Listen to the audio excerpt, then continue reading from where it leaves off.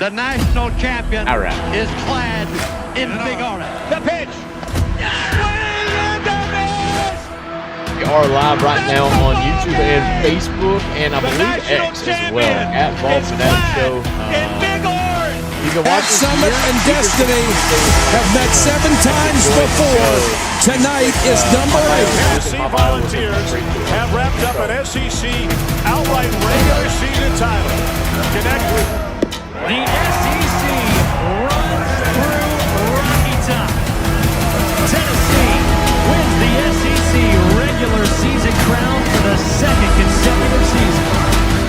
the 1-0. Indiana, right center field. Rocks on the move. Rock it there. Tennessee walks it off. Simple step. Deep three. Come on now. And don't connect. Robbie Draghi this time. Indeed. New hand jam. Down the middle. Got it. The fly is high and again. And he's going to take it. Touchdown, Tennessee.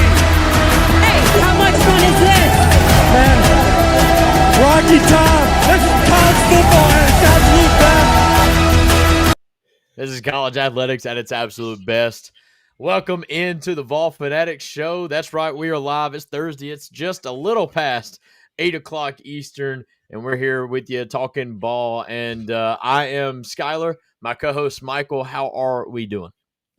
Man, we're doing fantastic. It is yet another week. We get to talk about some Tennessee football. Big road game coming up this weekend, a lot bigger than what we expected at the beginning of the season. As Mississippi State has started off the season undefeated, looking like they have a lot of momentum. So maybe a good thing. We'll talk about that, though. We'll talk about that. That may be a good thing. Yeah, exactly. But, we're doing fantastic. Family's doing good. Got some rain that has come in, some much-needed rain in our area as well. It's been quite dry, so we're doing great. How about you, man? I'm doing good. Tennessee Football 247 tunes in on the tube and says, I said it's great to be a Tennessee Vol. On the other hand, I said it's sad to be a Tennessee Titan. What's a Titan? That's what's a Titans fan? Titan fan, I'm not real sure, but I know to be a Titan, that means to spend all your money on a stadium for other reasons other than football. They built that stadium so that Tennessee fans would have a nicer experience when they play a neutral site game in Nashville. So no, it is it's rough, man. I mean, their head coach doesn't even know like the rules of the game. But look, this show isn't about the Titans. Okay, this is about the Vols, and we got a big one coming up this weekend. And before we get going really too deep into the show, I do want to let you guys know who our presenting show sponsor is, and that is Chris Smith Insurance. As a homeowner, Chris Smith was once let down by an insurance company. So he started his own agency where instead of feeling like a big company is fighting against you, you'll know that your agent is fighting for you. All insurance is not equal. Trust the Chris Smith Insurance today at Oak Ridge, Tennessee. Give him a call at 865-272-3387. Again, that is 865-272-3387 for all your property and casualty insurance needs, commercial and residential, by the way. Chris, we appreciate your continued support. All right, Michael. So yes, I'm going to let you give us the rundown, but I can't imagine segment 1 taking too long. Segment 1 won't take too long. In segment 1, we are going to talk a little bit about the UAB game, what Tennessee did good, some things that need to work on in that game. We'll finish off segment 1 by, briefly talking a little bit about the big news that came out this past week of the SEC scheduling over the next permanent couple opponents. Of years. Yeah, well, annual opponents, I guess, because it can change after this first 4 years. But if they do the right thing, this will be permanent, especially for Tennessee. We'll see about sad the that I other teams. already wanted to change. And you're the one that said that's who it was going to be. It was a no doubter that's who it was going to be, but we'll talk about it. It's fine. Yeah.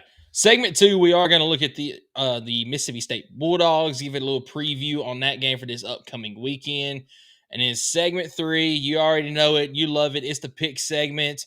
Get some upset picks of the week as well. You're still ahead right now, but that gap closed a little bit. So. Well, I went a little reckless here. I did choose Florida to beat Miami. Come on. It's fine. Fair enough. Fine. But fine. I'll bounce back. Call You me know, Drake. obviously at the end we do have Rakin with Jake coming back, and kind of a special segment of Rakin with Jake this week, and we'll tell you why whenever we get to Rakin with Jake. But let's get right into talking about Oh, it this is a UAB special game. segment today. Yes, it is. Dang it, I didn't do anything special on my end. It'll be all right. It'll be all right. No, I but forgot about that. No, let's that's a get good one. right into this. I'll give you our segment one sponsor, and that sponsor is Optimal Asbestos Services. Optimal Asbestos Services offers detailed asbestos inspections and air quality assessments. Whether you're looking to secure your home or workplace, you can trust Optimal Asbestos Services to deliver thorough and reliable solutions. You can contact Jeff Mull at 865-223-3297 for your consultation today, or go on the web at optimalasbestosservices.com. So, segment one, already mentioned it. We are going to talk about the UAB game from this past weekend. Let me get the graphic pulled up here so we can kind of see the stats. Tennessee does get a victory. Don't know why the score is not up there, but you know what? I'm going to work on that. But 56-24 You dang right. was the final score. Tennessee does get the victory. Unfortunately for some people, myself included, Tennessee did not cover the spread, but you know what? It's fine. It's fine. Everything's fine. Tennessee did win the game, and they won it very convincingly. They did exactly what they needed to whenever the starters were in the game, scoring 42 points in the first half. 42-7 was the halftime score. Joey Aguilar and the starters came back out for one series in the second half. And then you got the backups in, which is exactly what we asked for in this game. What are your thoughts, Skylar? My thoughts is, guys, Chris Brazzell is not slowing down anytime soon. He added another 5 receptions for 62 yards. You see it right there on your screen. He added another touchdown. In my opinion, a clear wide receiver 1. And he's vaulting up the draft boards as we speak. And I hope he continues to do so. But I love what I'm seeing out of the connection to Joey and to Chris Brazzell. But honestly, the wide receiver room as a whole looks really, really good. And, I mean, not to pat myself on the back or anything, but I knew that the room was a lot of names that we didn't necessarily know or had a lot of experience. But I did think that this room would have a lot more production in the stat box. And I think you're seeing that already just a quarter of the way into the season. So Joey Aguilar has a lot to do with that, obviously. Don't get me wrong. He's playing really, really good. But, you know, Joey Aguilar, to this point, he's thrown 3 interceptions, I think 11 or 12 tutties. Look, 2 of the 3 interceptions, I don't mind at all. And really, all the interceptions I don't mind, because one of them was basically just a throw and punt.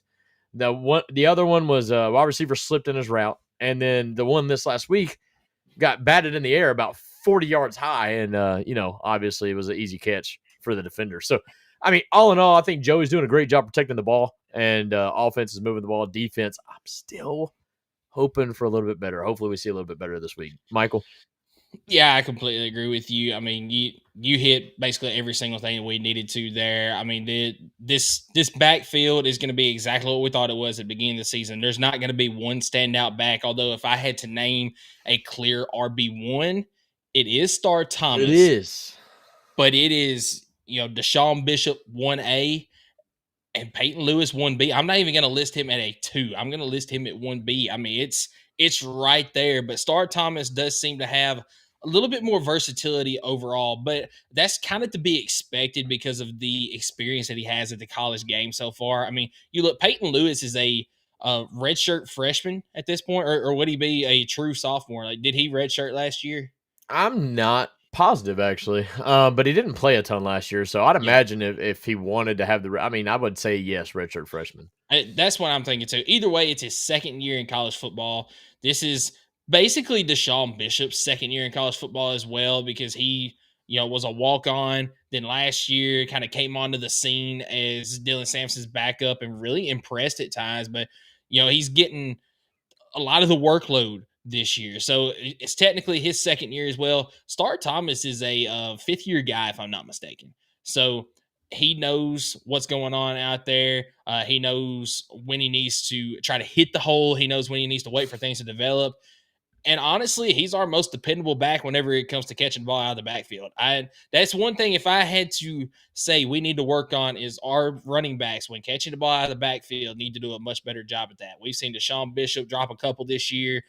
Peyton Lewis dropped one this past Saturday. I think he's dropped 2 that I can think of this year.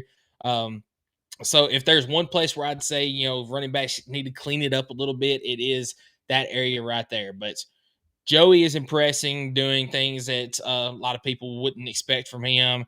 The wide receivers are unbelievable. We mentioned, and I got to give you credit for this. You mentioned last week, Mike Matthews had the most hype coming in this year.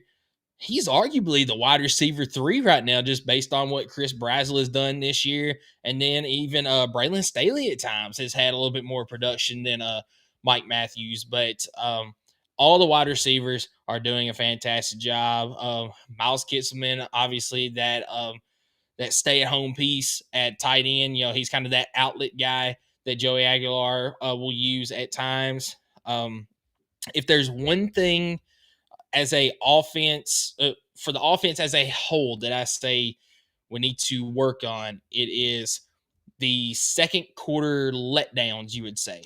Because even though Tennessee scored 21 points in the second quarter this past week, there's a little bit of a letdown period there for a little bit where Tennessee's offense kind of stalled out, didn't really do a whole lot.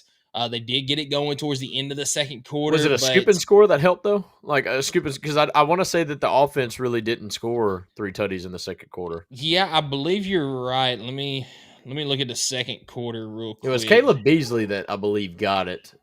But I can't remember. Shoot fire. There was a lot that would happen. And I was so focused on the defensive woes that I wasn't necessarily locked in on. And I say woes. Like, okay, Boo Carter balled. He had himself a day. If we can just be honest here. Like, I understand that he's not had the greatest of all seasons, and really it was just not the greatest of fall camps. Like, he's pretty much had a great all season up until fall camp. Summer, I guess. Summer into fall camp. But this dude, I mean, it wasn't even close. I mean, I'm looking at the defensive stats right now in the box score. He had 9 total tackles. The next closest was Jalen McMurray at 6. He had 6 of those were solo tackles. Trey Poteet had 4 solo tackles. He had a sack by himself and 3 tackles for loss. Jalen McMurray had half a sack, so he'd assisted in 1, and 2 tackles for loss. So, like, overall, Boo Carter, I mean, above and beyond just the most outstanding defensive player of the day Saturday. And I'm hoping, Michael, that this is a big confidence boost for him moving forward. Yeah, I completely agree with you. And looks like I was actually mistaken. So maybe it was the end of the first quarter where the woes kind of came in, because second quarter they scored 3 offensive touchdowns. I think it was right there at the end. I can't even find it now, but I know there was that scoop and score that you were talking about in the game. But I just cannot find that right now. But there was a lull in this game, and it was somewhere in the first or second quarter, if I'm not mistaken. Maybe it was Fumble early in the return third touchdown appears to be in the third quarter. I was wrong. Third quarter, okay. So maybe it was that third quarter then that I'm thinking of where the scoop and score happened. But and maybe it was that part right after Joey Aguilar came out of the game. Jake Merklinger came in, and it was just like it kind of stalled a little bit. So I guess when it comes to the starters, you can't really harp on that very much. But you 100% hit the nail on the head that Boo Carter kind of had his coming out party, and he was everywhere. I mean, forced 2 fumbles in the game. One of those was that scoop and score. The other one, the offense did recover for UAB, but just everywhere on the field. Trey Poteet had himself a day too. Whenever he got into the game, he had 6 total tackles in the game, 4 of those solo. I would have to fact check this, but if I'm not mistaken, a defender with the last name Carter has been the leading tackler in every single game this year. I'm pretty sure Arion Carter led the team in tackles in the first 3 games, and then, of course, Boo Carter did in the 4th game. I was about to say, I think you're right. I think that sounds pretty accurate. Another thing that I think's promising is even with how great Joey Aguilar is playing and throwing the ball, this running back room is getting their fair share of touchdowns every game.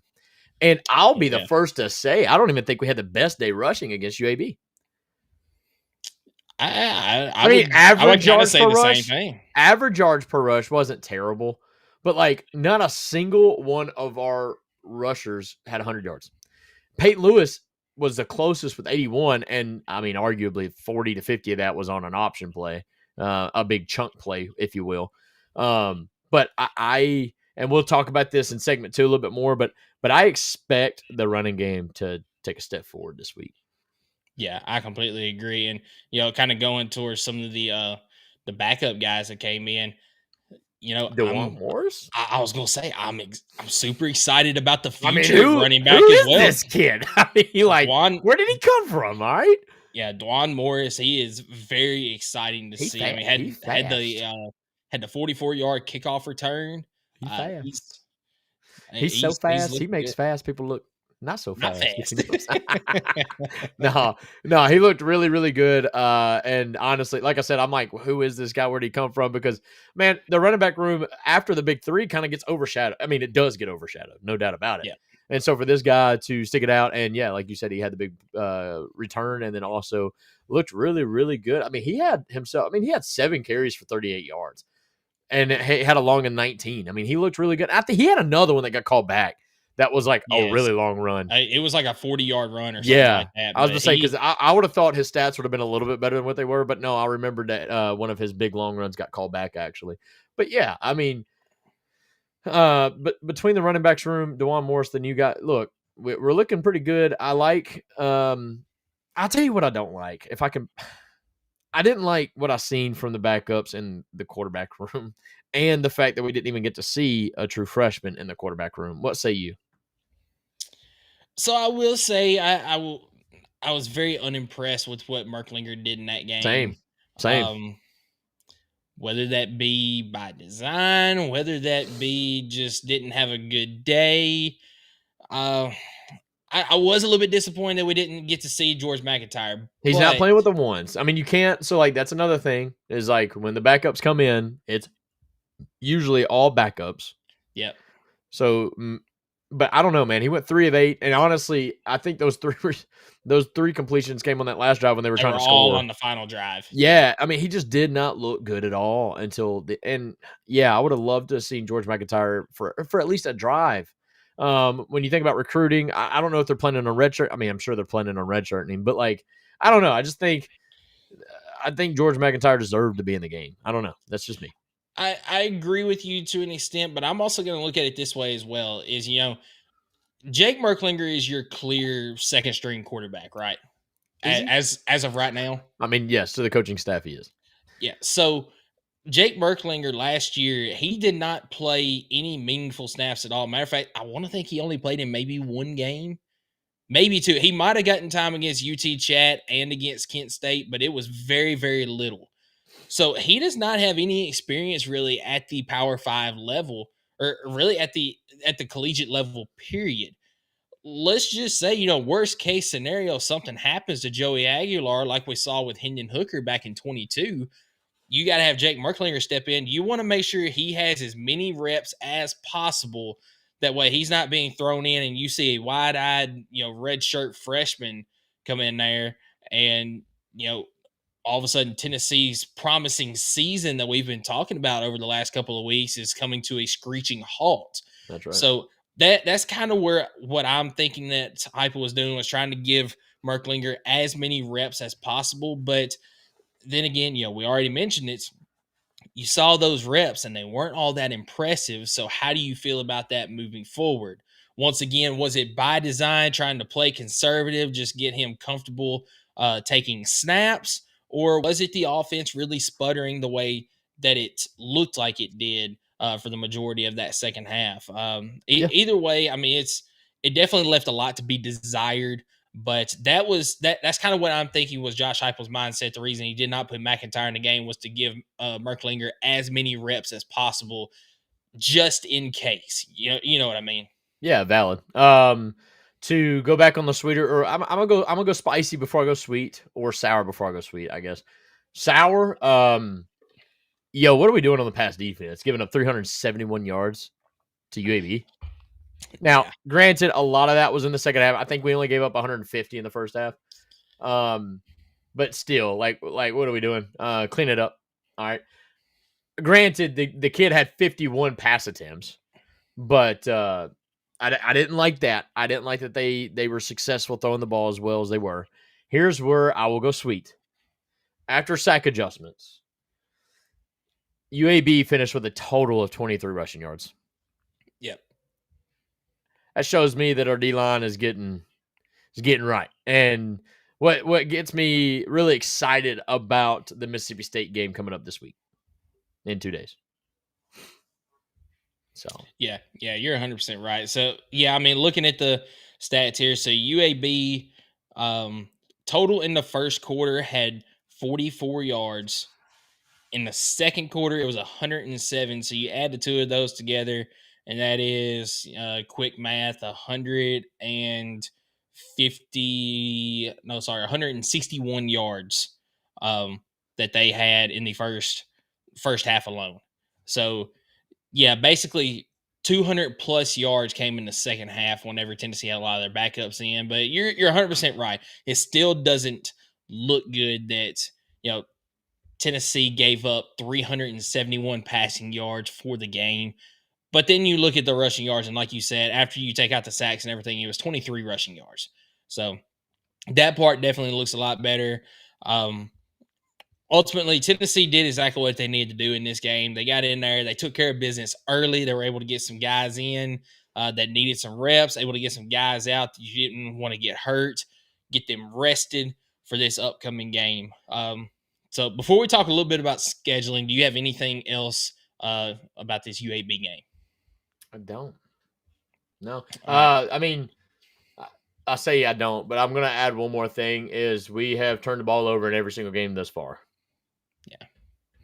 Yeah, that's definitely something that I would like needs to be cleaned up. Would like to clean it up. I'd like to have a game with 0 turnovers, please.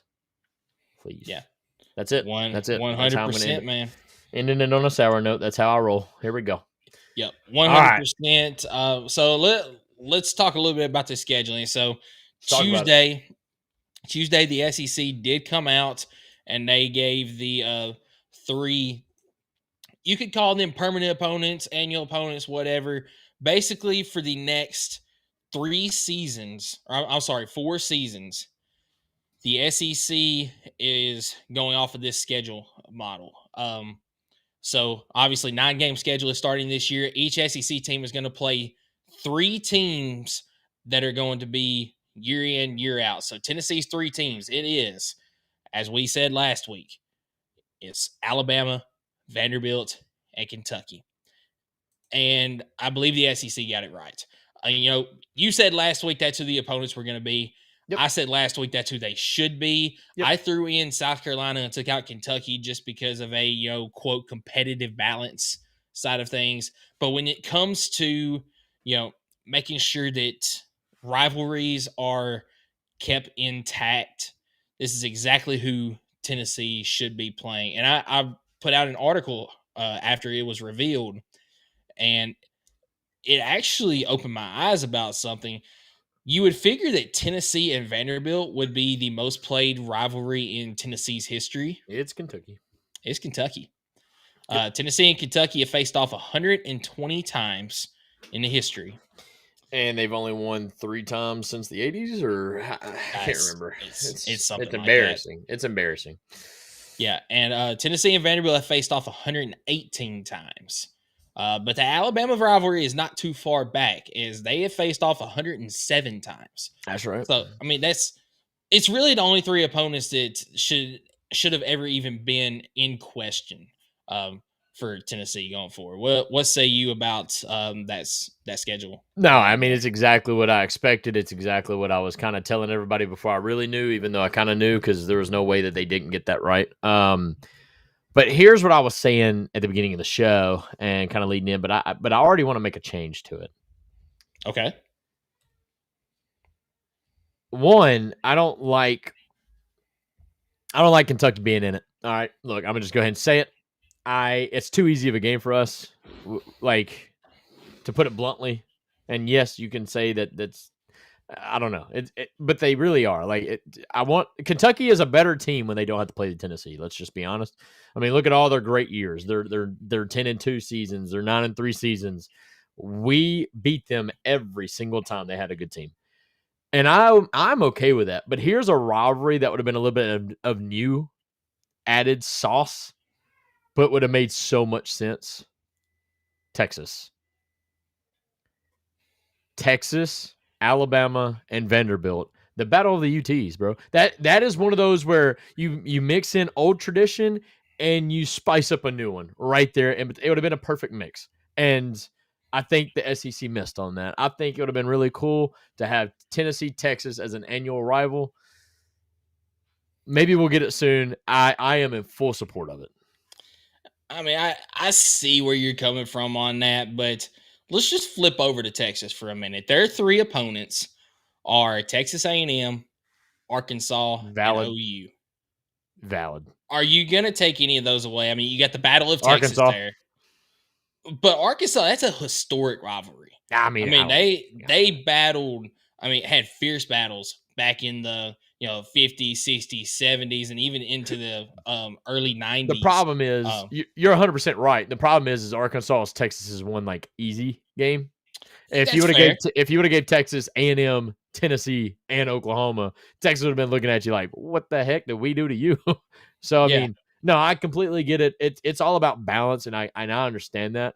But I don't know. I guess in my way of thinking, like, hey, let's preserve the historic rivals, but let's also bring a new one into it. And I just thought Tennessee, Texas would have been a great newer traditional rival. Yeah. We already kind of have it in basketball, sort of, in a way, with Rick Barnes. So I just kind of thought that it would make sense to bring it in football as well. Yeah. So here's one place that I do feel like the SEC kind of missed, but when you do the overall picture, there's really no other way to kind of do it to make it work out. So one rivalry that went away in this right here was Florida and LSU.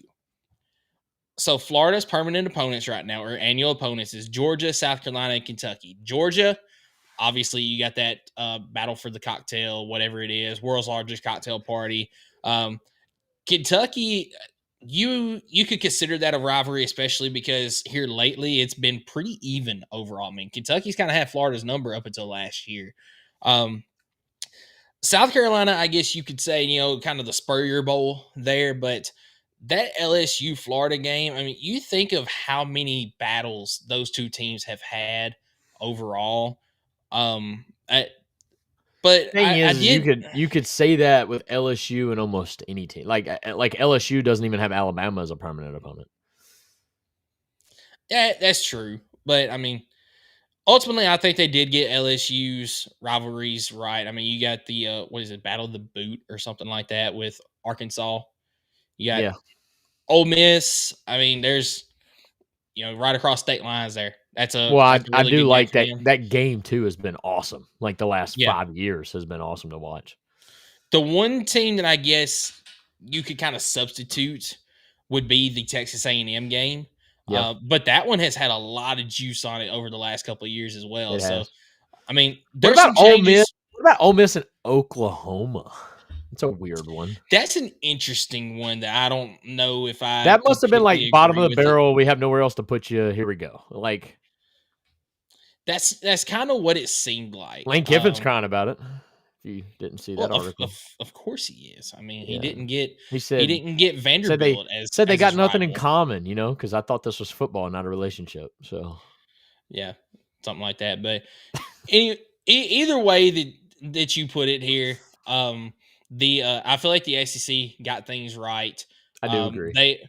I do like also how they're going to do it kind of in 4-year increments right now. So for those of you that don't know, the way that they're doing this is they came out with the actual full schedule as well for each team. and this is over the next 4 years. So you And really, all they had to do with that is make up 2 seasons worth of a schedule, right? Because the next 2 years is basically just the same schedule, and you flip the home and aways, right? So correct. So I've got the schedule here for Tennessee over the next 4 years. So for 2026, this is the schedule. Now we do not know what dates these are. This is just the opponents that you'll be playing in conference. Of course, you've got Alabama, Kentucky, and Vanderbilt. You got Alabama and Kentucky. You're going to be at home in 26. Vanderbilt is on the road. You're going to have 3 other home games that year. So you're going to have a total of 5 home games in conference. Auburn, LSU, and Texas. We're finally going to see that Texas matchup in 2026 that everybody's been waiting for. Battle of the UTs. By the way, I've got something on that I saw earlier this week that I would love to see, but I'll say that in a minute. But those are your 3 home games. The 3 road games are going to be Arkansas, South Carolina, and Texas A&M. 2027, or I'll go ahead with this. So 2028, you're going to have the same teams, but it's going to be flipped. That's what you were talking about as far as you really only had to have 2 seasons worth of the schedule. You just had to flip it. So in 2028, you will have it'll be Alabama.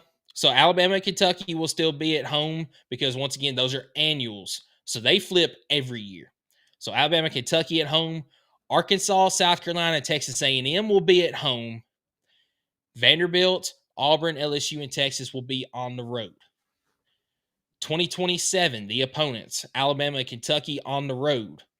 Vanderbilt, Florida, Ole Miss, and Mississippi State. So you get both Mississippi schools in 27.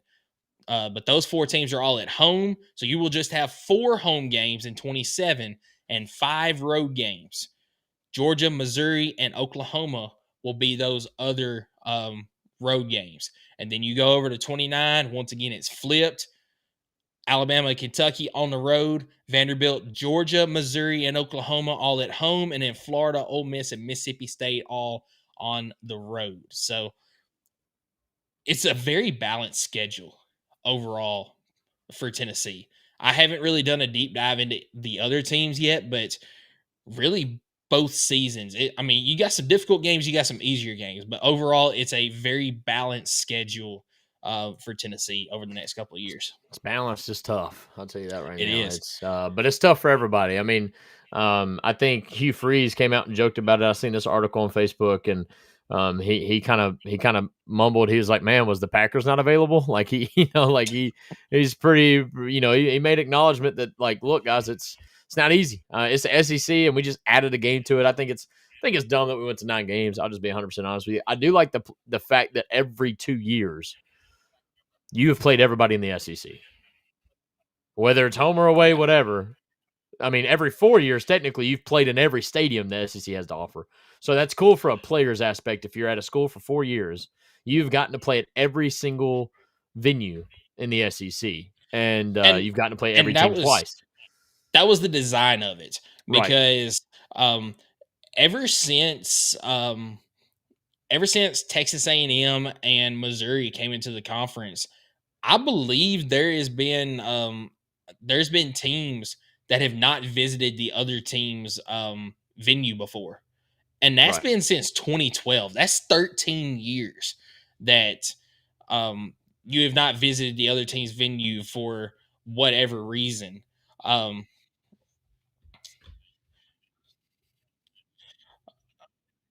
was going to say, give me just a second. Play Skylar. Hey. All right. So I got that. Let's see. And then I've started the screen share. There you go. There you go. There it is. So yes, that's the schedule over the next 4 years. That's correct. That's it. So I mean, you see, this is going to work out great. I mean, I believe now the full schedule for next year. Don't we play Georgia Tech? Yes, we do play Georgia Tech next year. Holy schedule, brother. That is tough.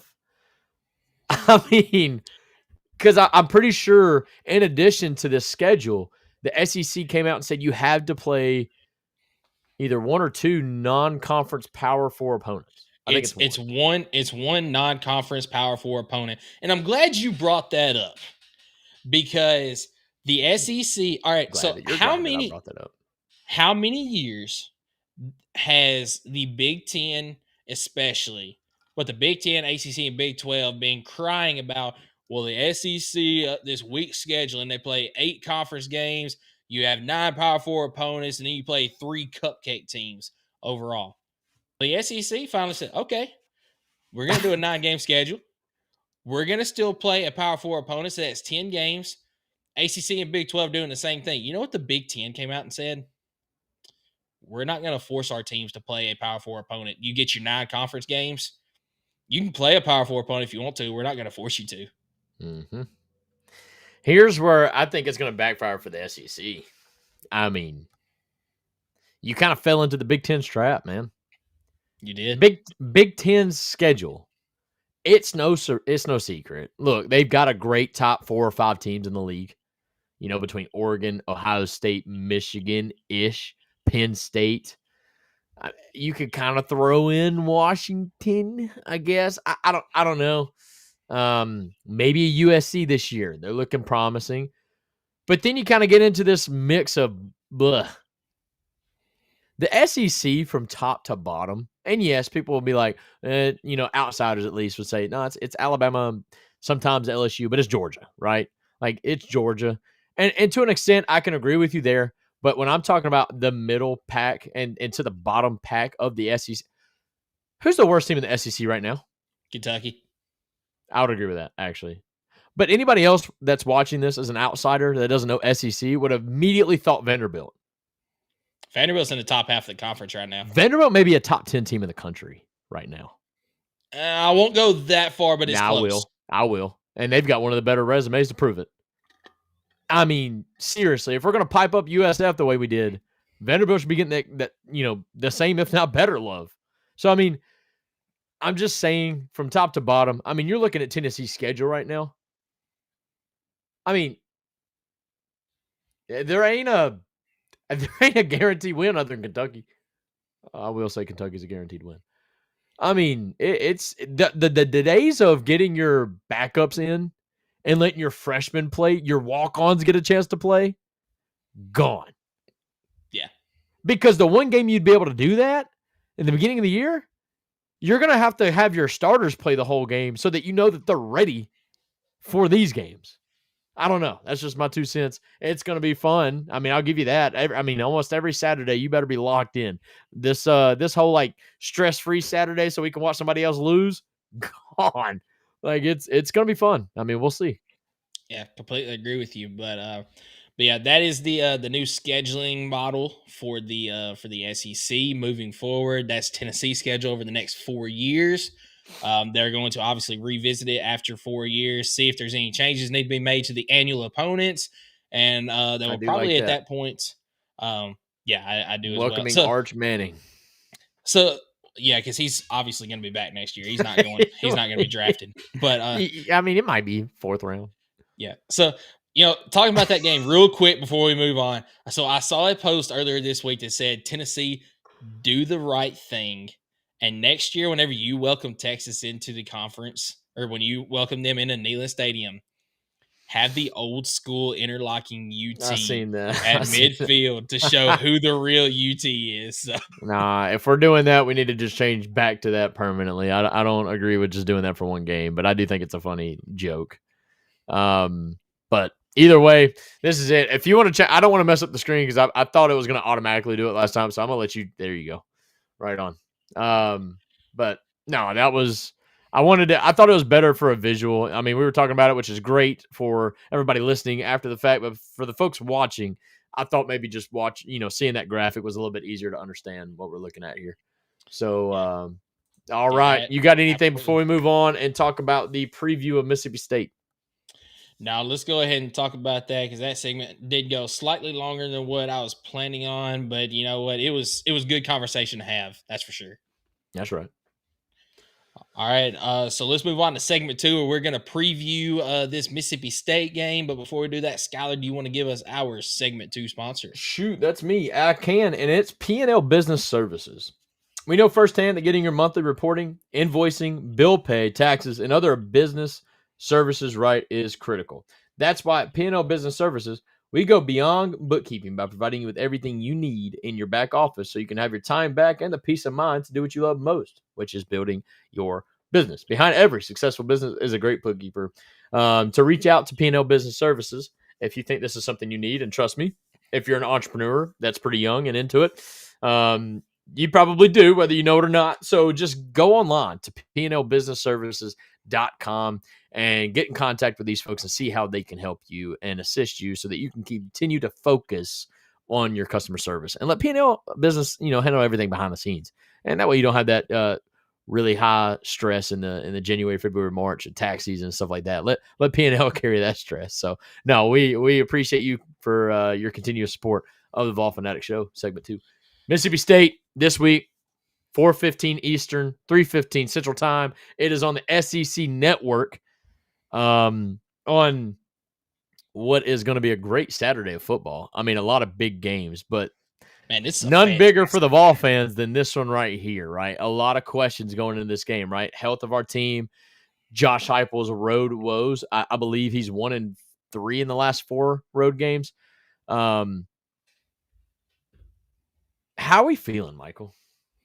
I actually feel really good about this game. I think I agree with you. And the reason I do, which is what scares me. That's true as well. But at the beginning of the season, when we went through our Tennessee predictions, I came in and said, now granted, I did not think Mississippi State was going to come into this game undefeated the way that they are. I thought that they would have at least one loss at this point, that being to Arizona State. But I said, this is the game we need to watch out for this year. If there is a game on the road that Tennessee could lose this year, I said that it was Mississippi State. Because Jeff Lebby and Josh Heupel run a very similar style offense. They coached together not too long ago. So they both know each other's offense. And that could definitely get a little bit sketchy for Tennessee. Maybe they're complacent coming into the game. And the one thing that concerned me at the beginning of the season was, what if Mississippi State's defense, shows up for this game? They might not have been very good towards the beginning of the season, but they show up for this game because they know each other's offense. So what if they pull this game off?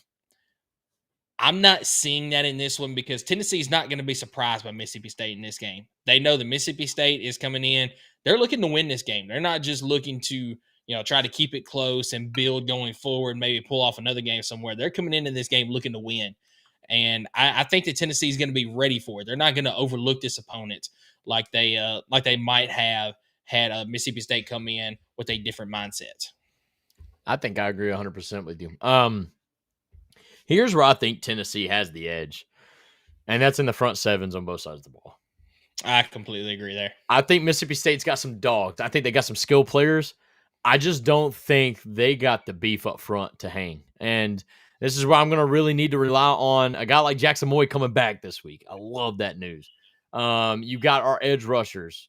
We've got our offensive line who's been playing actually lights out. Let's be honest. David Sanders not been there. No problem. I think, and including our tight ends too. Our tight ends are blocking so well right now. I just think up front, this is a big mismatch for Mississippi State. I think also for Tennessee, they're not overlooking Mississippi State because arguably Mississippi State should be ranked in the top 25, 100%. And I'm not even saying that because I don't know why I would say that because they're our opponent, but I'm just saying Mississippi State's beat Arizona State. They're 4-0. Like, I don't understand with a top 25 win why they're not ranked. But other than that, like, Tennessee's going in this game realizing that, okay, this is their SEC opener and they're undefeated. Like, this is not a team that's playing bad that can bite you because you're not looking forward to the game. I mean, they're doing their whiteout. The atmosphere, I would say, is only talked about because of the Cowbells. I don't think, other than the Cowbells, I don't think Mississippi State has that big of a home field advantage.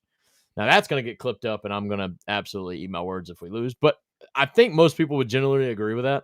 Like, other than the Cowbells being just obnoxious, and they got grandfathered in. And now I will say, when we're over the ball, not supposed to hear them. So hopefully they respect that. They won't. Probably not. But either way, I just think this is such a big mismatch in the front seven between these teams. I think Tennessee wins by double digits. I really do. And I hate that I went straight there for it. But I think the spread is kind of, I think, an indicator of, it's on the road in the SEC. And Josh Heupel's not been great in away games. So you see the spread kind of, lingering around a touchdown, just over a touchdown. But I think overall, Tennessee is going to get the win. And like I said, I think they win. I'm not going to say comfortably. There's going to be moments in this game that absolutely tick me off. Yep. But I think overall the boys pull it through. Yeah, and I agree with you. And I think that some of those moments that we're going to see is going to be kind of what we've been talking about. Second quarter. The second quarter lull and moving into that turnover. quarter. A turnover. Like Mississippi State getting a turnover in the second quarter and turning it into points. When it could have been a moment for us to go up by like 2 or 3 scores. But instead we're looking at like a tie ball game or a one.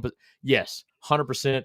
But I'm thinking, and I'm loving what I'm seeing out of Tennessee now in the second half, especially when they played Georgia. I kind of thought Georgia's second half was going to get ugly, but we made our own adjustments. Yep. So I'm hoping that this team can continue to do that. Overall, Mississippi State does have great players. Their quarterback's playing great.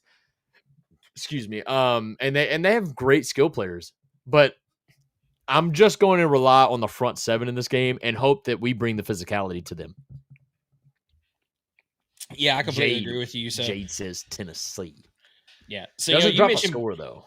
Doesn't drop a score. You mentioned Blake Shapen. He has played very well this year. He is he's got a 67% completion. You want to know why? He is. Why's that?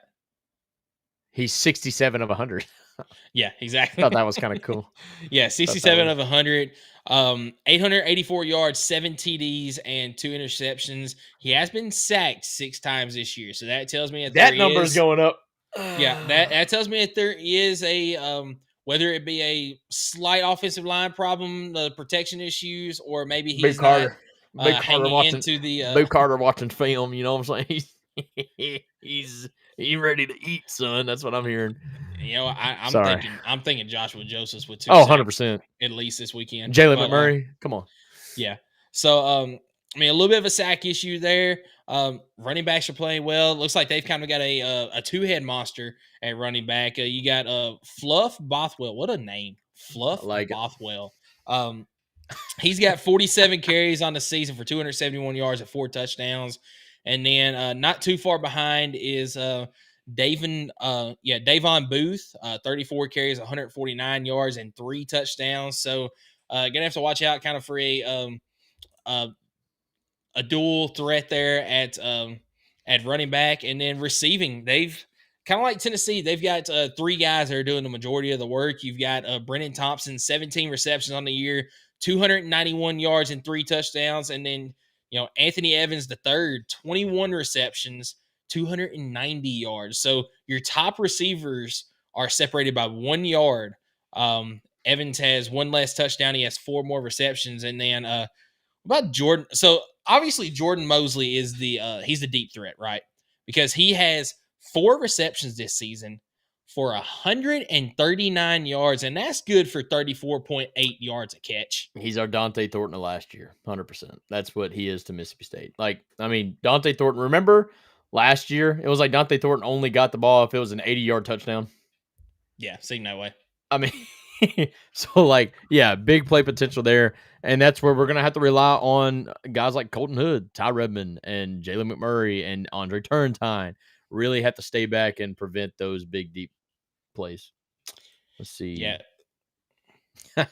No, we haven't done the pick segment yet, Jade. I have a feeling I know who we're picking. I have a feeling I know who we're picking, all right? Yeah, exactly. But any other keys to this game that you could see playing out this weekend? I mean, just continue to win on the line of scrimmage. You mentioned you think that's where Tennessee's got an advantage, and I agree with you. So, Tennessee this season, they've given up how many sacks? Maybe 2? I think. Or have they given 1? No. Did Joey Aguilar get sacked against Georgia? Because I know that's the key.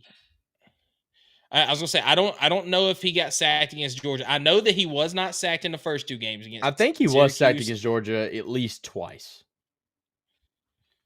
Let's see here. But overall, pull up Tennessee stats.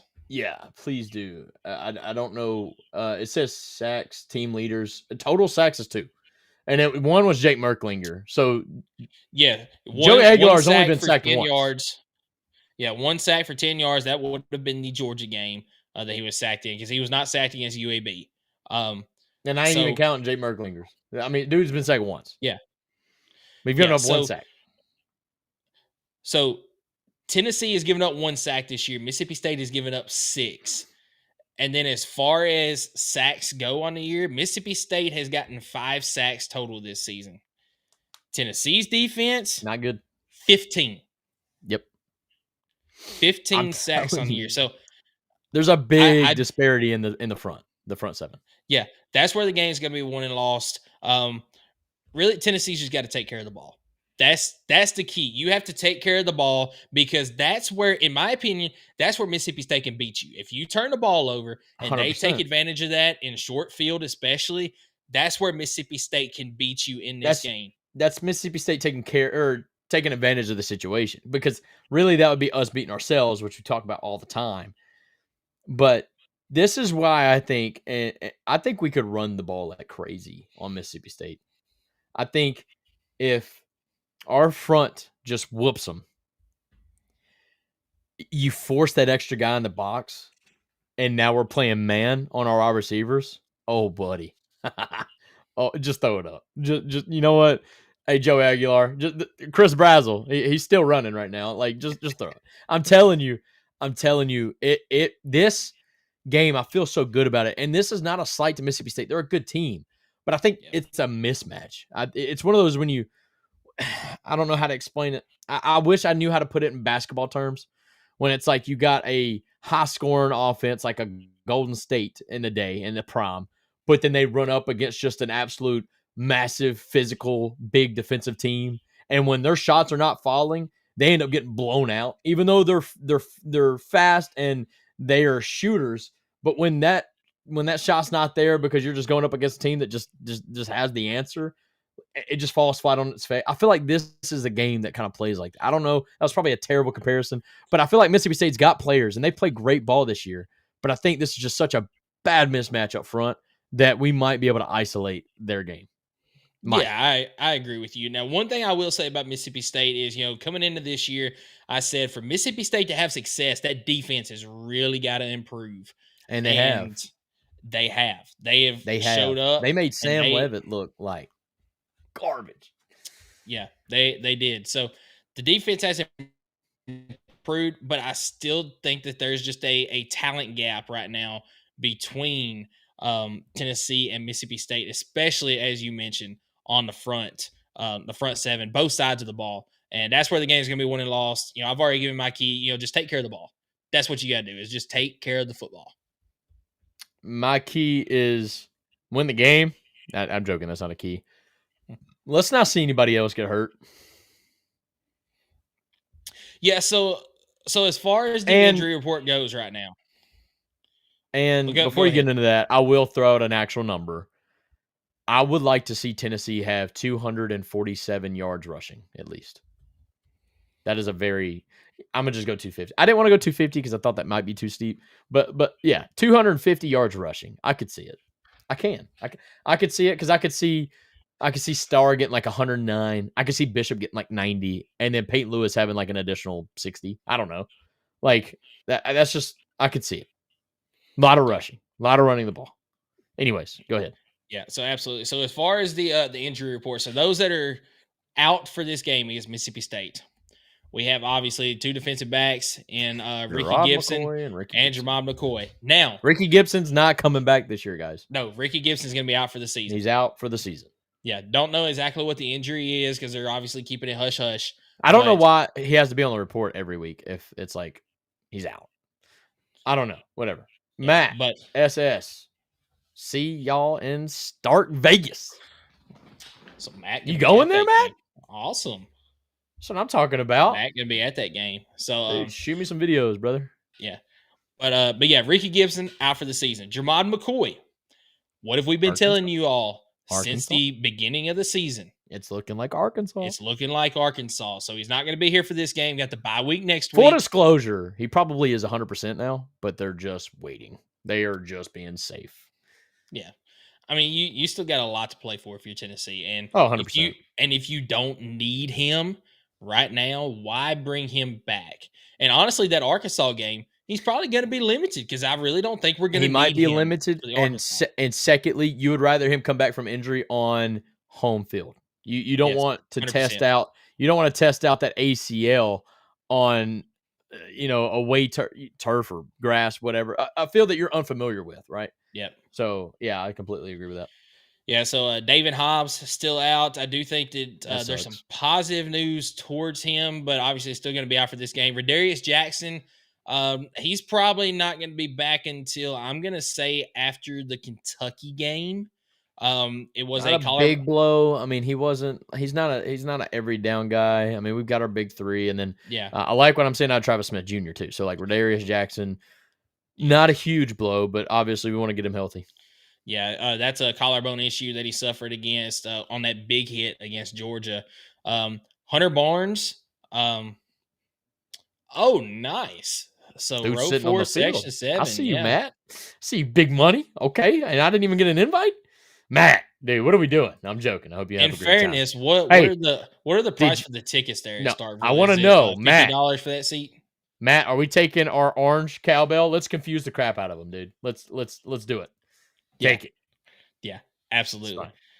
See, Hunter Barnes is the other one that's out for that game. I'm guessing he got hurt either in practice or towards the end of that UAB game. Questionable.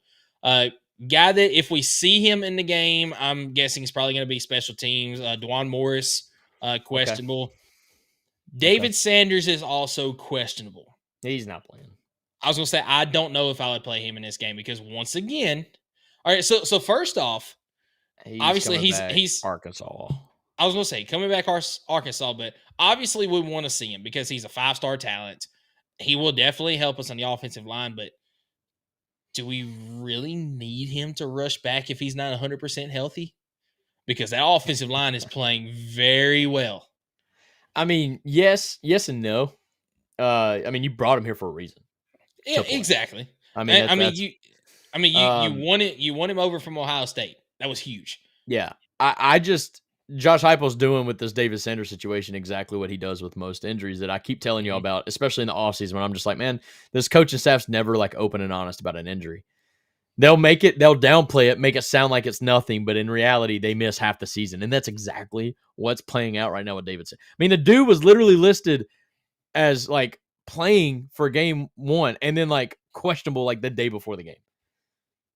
And has now turned into a 4 to 5 week injury that they still won't even tell us what's going on with him. Like it's a. I do believe it's some sort of shoulder injury, and so the reason why he was listed as playing and then questionable for game 1 is that injury actually happened in practice the week of the Syracuse game.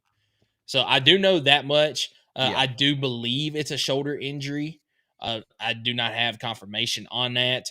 But yes, that's a David Sanders injury there. And then probably in this game, Jackson Moy is probable for this one. He's probably going to get some time in this game, which is going to be big as far as Tennessee's defensive line health, especially there in the middle goes. Exactly. So anytime that we get any of those guys back, it is good news. But as far as Mississippi State's injury report, a lot less people on there. You got 2 people that are out, defensive lineman Will Whitson and offensive lineman Blake Steen. Will Whitson is out. That is their leading sack tackler. He's got 2 sacks on the season, so that is a significant loss for Mississippi State. You mentioned they had 5 or 6 sacks total.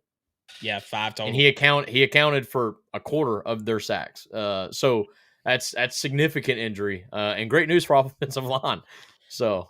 Yep. So questionable is linebacker Darion Gullett, I believe is how you say his name. He is questionable for the game. So a much shorter injury list for Mississippi State. But, we've already mentioned good thing for Tennessee. Don't think it's really going to affect them all that much because I just think that Tennessee has they've got the better Jimmys and Joes than Mississippi State does right now. So, You got anything else on Mississippi State before we move forward to our pick segment for this week? No, I mean Tennessee in the matchup predictor has a 73.7% chance to win. Let's make it right, please. Let's not pull a Josh Heupel on the road at night. It's not at night. So it's not at night, and Mississippi State's undefeated. We should be ready to play some ball. Yep, I completely agree. And one thing that we hadn't brought up is something that you're kind of sore on. So Mississippi State is doing a whiteout for this game, which means Tennessee is wearing orange on the road. They're doing all orange except They're not doing all orange. Thank you. I was gonna say, I'm for the so helmets. tired of people, and even the media is like, all orange. No, it's not. It's white helmet. Stupid, dude. I'm still hopeful. I'm still hopeful that they're wearing the orange. They just don't want to announce it. They almost want like make a surprise because honestly, Mississippi State's wearing white helmets. This makes all the sense in the world to go orange, orange, orange.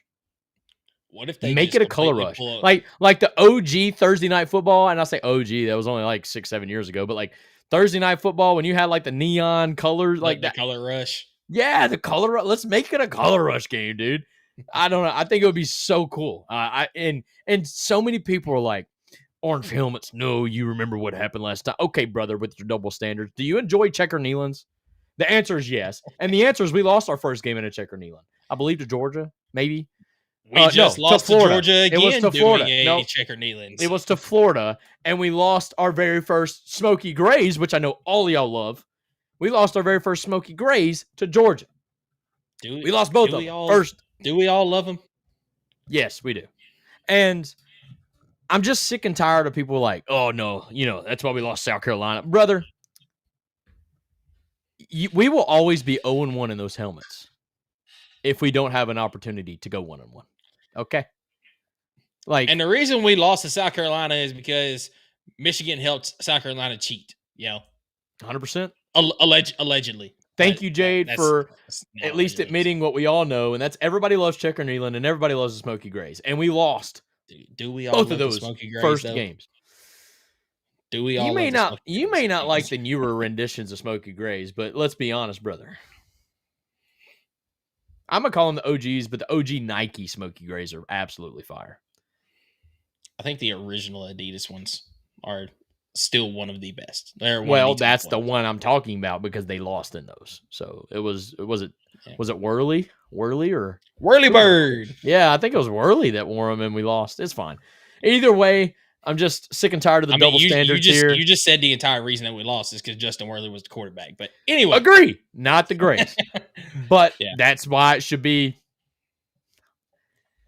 I mean, we lost to South Carolina, and yes, we did. That was not the helmet's fault. Let's just be honest. Yeah, completely agree. But let's go ahead and move on to segment 3. Thank you. I'm vetoed, maybe. Anyway, let's move on to segment 3. I'll give you our segment 3 sponsor. That is Kaizen Painting. Do you want a colorful life? Kaizen is a painting and drywall company that provides residential, commercial, exterior, and interior services. At Kaizen Painting, we understand the importance of a beautifully painted home and properly installed and repaired drywall. We're here to bring your vision to life. We care about providing you with a personalized, efficient, and quality service. If you live in Knoxville and surroundings, contact us for a free estimate at kaizenpainting.com. Color your life the Kaizen way. So let's get right into this pick segment here as the first game of the weekend. All right. There's so many good games this weekend. Oh, I know. I can't wait. First game, it is Notre Dame going up against Arkansas. This game is in Fayetteville at noon Eastern on ABC. What Arkansas. a game to start the pick segment. My goodness. 4.5 point home underdog in this one. Yo, I think this spread's actually wildly close. Notre Dame's winning the game. But I don't know why. I just feel like Notre Dame being 1-3, or would they be 2-3? They'll be 1-2 because they've already had their bye week. No, I'm saying if they were to lose this game. Oh yeah, they'll be 1-3 at that point. I just don't see it. I don't see that being the record. I think Arkansas losing the way they did to Ole Miss, kind of a heartbreaker. and then losing the way they lost to Memphis. Definitely heartbreaker. I don't know how much they have in the tank, so give me Notre Dame. So with you taking Notre Dame, I'm going to take Arkansas on this one. I think in this game, I think that good quarterback play is going to win this ball game, and I trust Taylor Green a lot more than I do Notre Dame's quarterback. I cannot think of his name off the top of my head right now.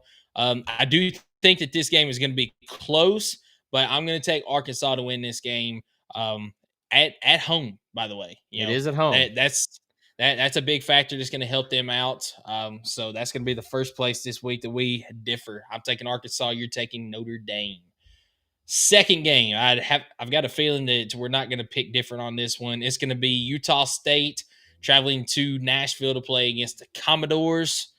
Undefeated Commodores, by the way. Vanderbilt is a 22.5-point favorite.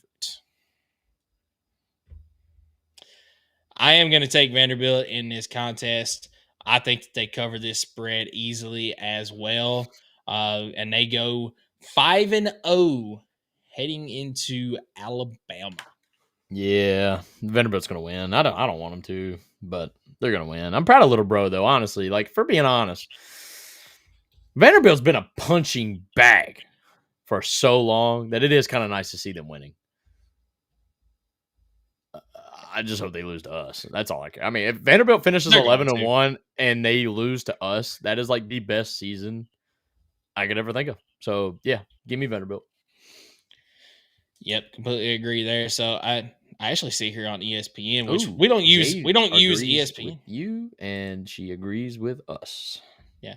So obviously we don't use ESPN lines. We use Action 247. That's our official That's right. Betting lines. But ESPN has it at 23.5. So it looks like money's trending towards Vanderbilt there. So next game, this is another banger of a game.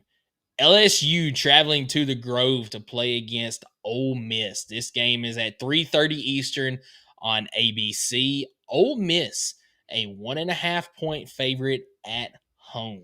Can you believe this over-under at 56? I absolutely can believe it. Honestly, I would have it at lower than this. No shot. Yes, I absolutely would. Because I don't think you can't just bet on LSU's defense. I don't think LSU's offense can score 25 points against Ole Miss. Okay, with that being said, then Ole Miss is winning by 2 touchdowns. Give me Ole Miss. Do you think Ole Miss can score that many points on LSU's defense? Absolutely. I think LSU's not that good of a team. I think they played crap opponents. I mean, I don't necessarily disagree with you. No. You do, because LSU, you're talking about how good their defense is. We're talking about a Florida team that literally had only scored 2 offensive touchdowns all year before they played. And I think, 5 interceptions LSU forced on Florida? Yeah, you can credit that to LSU. I'm actually going to blame Florida. Florida's terrible. Who's another team that they play? Clemson. Clemson's their only other good game. And Syracuse. That isn't even marked as a good win for Tennessee, by the way. So LSU gets credit for a good win over Clemson. Okay? This is a pet peeve of mine. LSU gets credit for a good win over Clemson. Tennessee was an easy win over a bad Syracuse. Syracuse is 3-1 right now, beating Clemson, by the way. Beat Clemson more than LSU beat Clemson by, right? I believe that's right, yes. I think they beat them by a touchdown, if not 2. I don't know. I don't know. I just think LSU's a bit... No, they are way overrated. LSU's not the 4th team in the nation right now. No shot. No, I completely agree with you on that. They lose. Yeah. So I just think their stats are skewed, man. Like that's it. That's all it is. I just think they've not played the competition. And honestly, I don't even care who the quarterback is for Ole Miss. They both have proven to me that they can win. So give me Ole Miss by 10. By 10. It's a best bet. I'm joking. I'm not going to put that juju on Jake Arnold, but it's a win. So here's what I will say about Ole Miss. If they do not start it, so I don't know how badly injured Austin Simmons is, but here's what I will say. If you do not start Trinidad Chambliss in this game, because he has taken that spot and he has just run with it. I mean, dude, this season, since coming in, he has thrown for 42 completions out of 62 attempts, 719 yards and 4 touchdowns with no interceptions. And just completely dominated a Tulane team that is not bad. They're one of the best group of 5 teams out there right now. I am also going to take Ole Miss in this game. Nah, knew it. Ain't no way you taking LSU. But it's going to be close, and they do not hit the 56.5 point total. This is going to be a low scoring. You might be right on that. You might be right on that, but it ain't going to be close. Ole Miss going to win. Come on. I think that this is going to be I think this is going to be a 27-20 ball game here. Okay. I think it's going to be a touchdown ball game. It's weird because we're used to that. We're used to this game being like a 52-49 like absolute banger of a game. This might be complete opposite, but I do trust Ole Miss to win it. I strongly feel LSU's overrated, and I think they get exposed this week. I completely agree with you there. So we got another good one. Next game, another banger of a game. This is Auburn another good one. Going to College Station to play against Texas A&M. I think this is an underrated game. I'm telling you. Oh, absolutely! Like there is like 4 or 5 different games that could all be the prime time. This is the week. This week. This is the weekend because it's an away game. My living room is about to have 3 screens set up. It's gonna be so fun. And each one of them is gonna have a different multi-view on YouTube. Oh my god, yeah. The big screen's gonna have the multi-view, and then my small. Yeah, dude, it's gonna be so fun. Okay. So this game in College Station, I'm gonna go first on this one. Actually, I do still like Auburn. I like Jackson Arnold, but here's the thing: that offensive line got absolutely exposed against Oklahoma. Now, granted, Oklahoma has got a very good defensive line. Don't you blame all them sacks on that offensive line.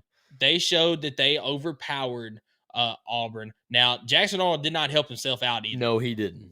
That is 100% certain. That man held the ball for 10 years. He did. And that's exactly why I think the Texas A&M wins this game, and they win this game running away. I agree. And plus, I really think that Marcel Reed is going to be a dark horse contender for the Heisman this year. I do not think he wins it by no means, but he has shown that he is a very good quarterback, and Texas A&M wins this game big. Yeah, give me A&M. I wish I could throw up an argument for Auburn, other than like maybe Auburn and Josh Pate. I'm going to use one of his terms, so I got to give him the credit here. But like a wounded animal mode, like a backs against the wall type deal. You got that loss from last week. How are you going to bounce back from it? Maybe. But I just don't see it happening in Kyle Field. No shot. So give me A&M. Yeah, completely agree with you.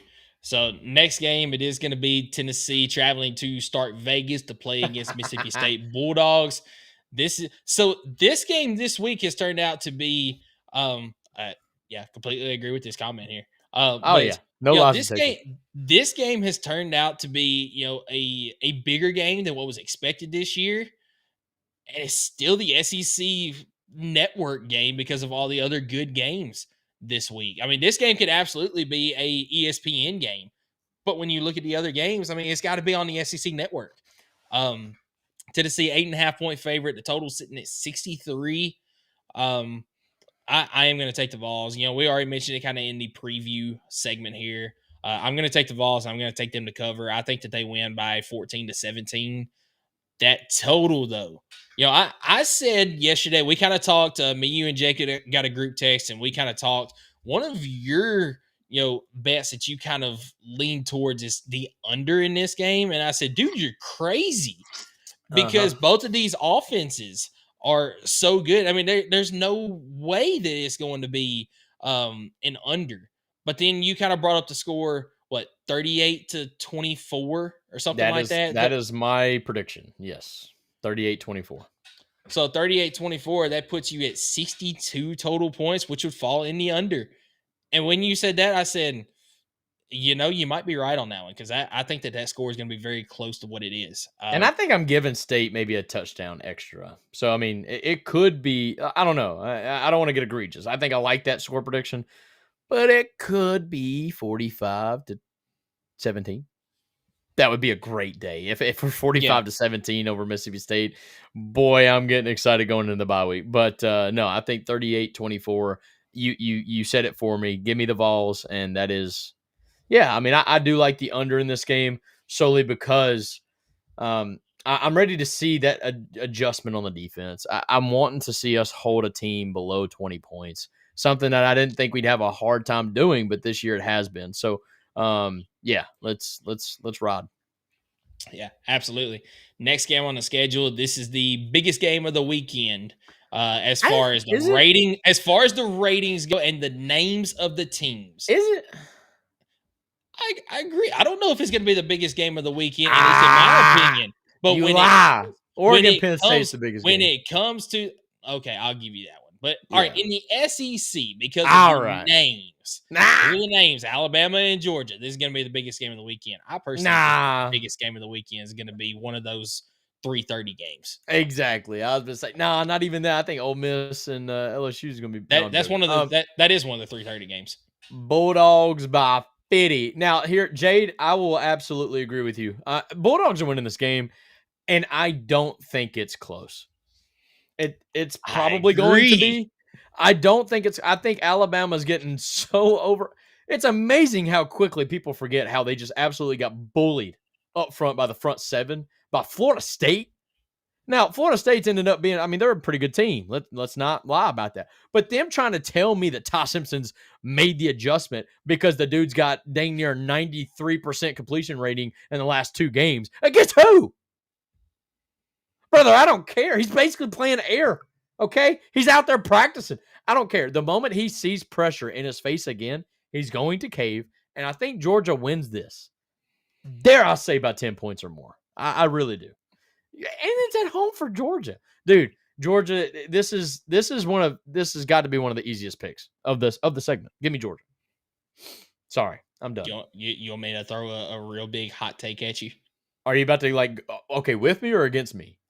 I'm with you. Okay, all right, let's go. Let's hear it. I think Georgia wins by 17 or more. Oh, yes! Make Alabama look like us for so long, dude. I love it, dude. I mean, absolutely run away with it. I completely agree with everything that you said. Look, that Florida State game, yes, do I think Alabama has fixed some things? I do.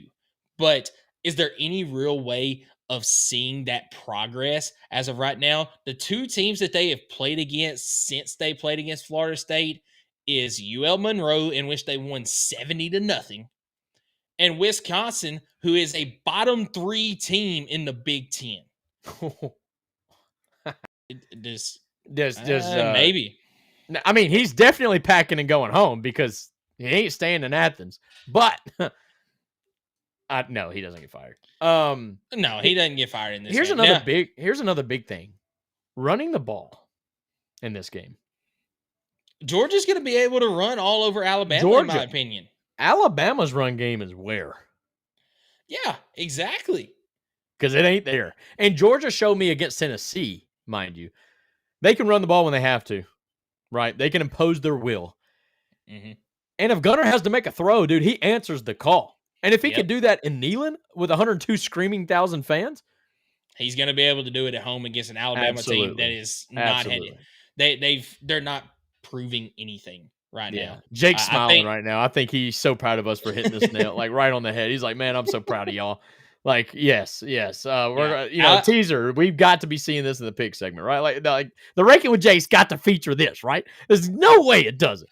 No, I'm joking. Yeah. Anyways, Alabama is falling to 2-2 after this game, and I would love nothing more. They go into the Vanderbilt game. They go into the Vanderbilt game next week, and Vanderbilt's going to be ranked 2-2, and Vanderbilt's going to be undefeated. Alabama's going to be unranked.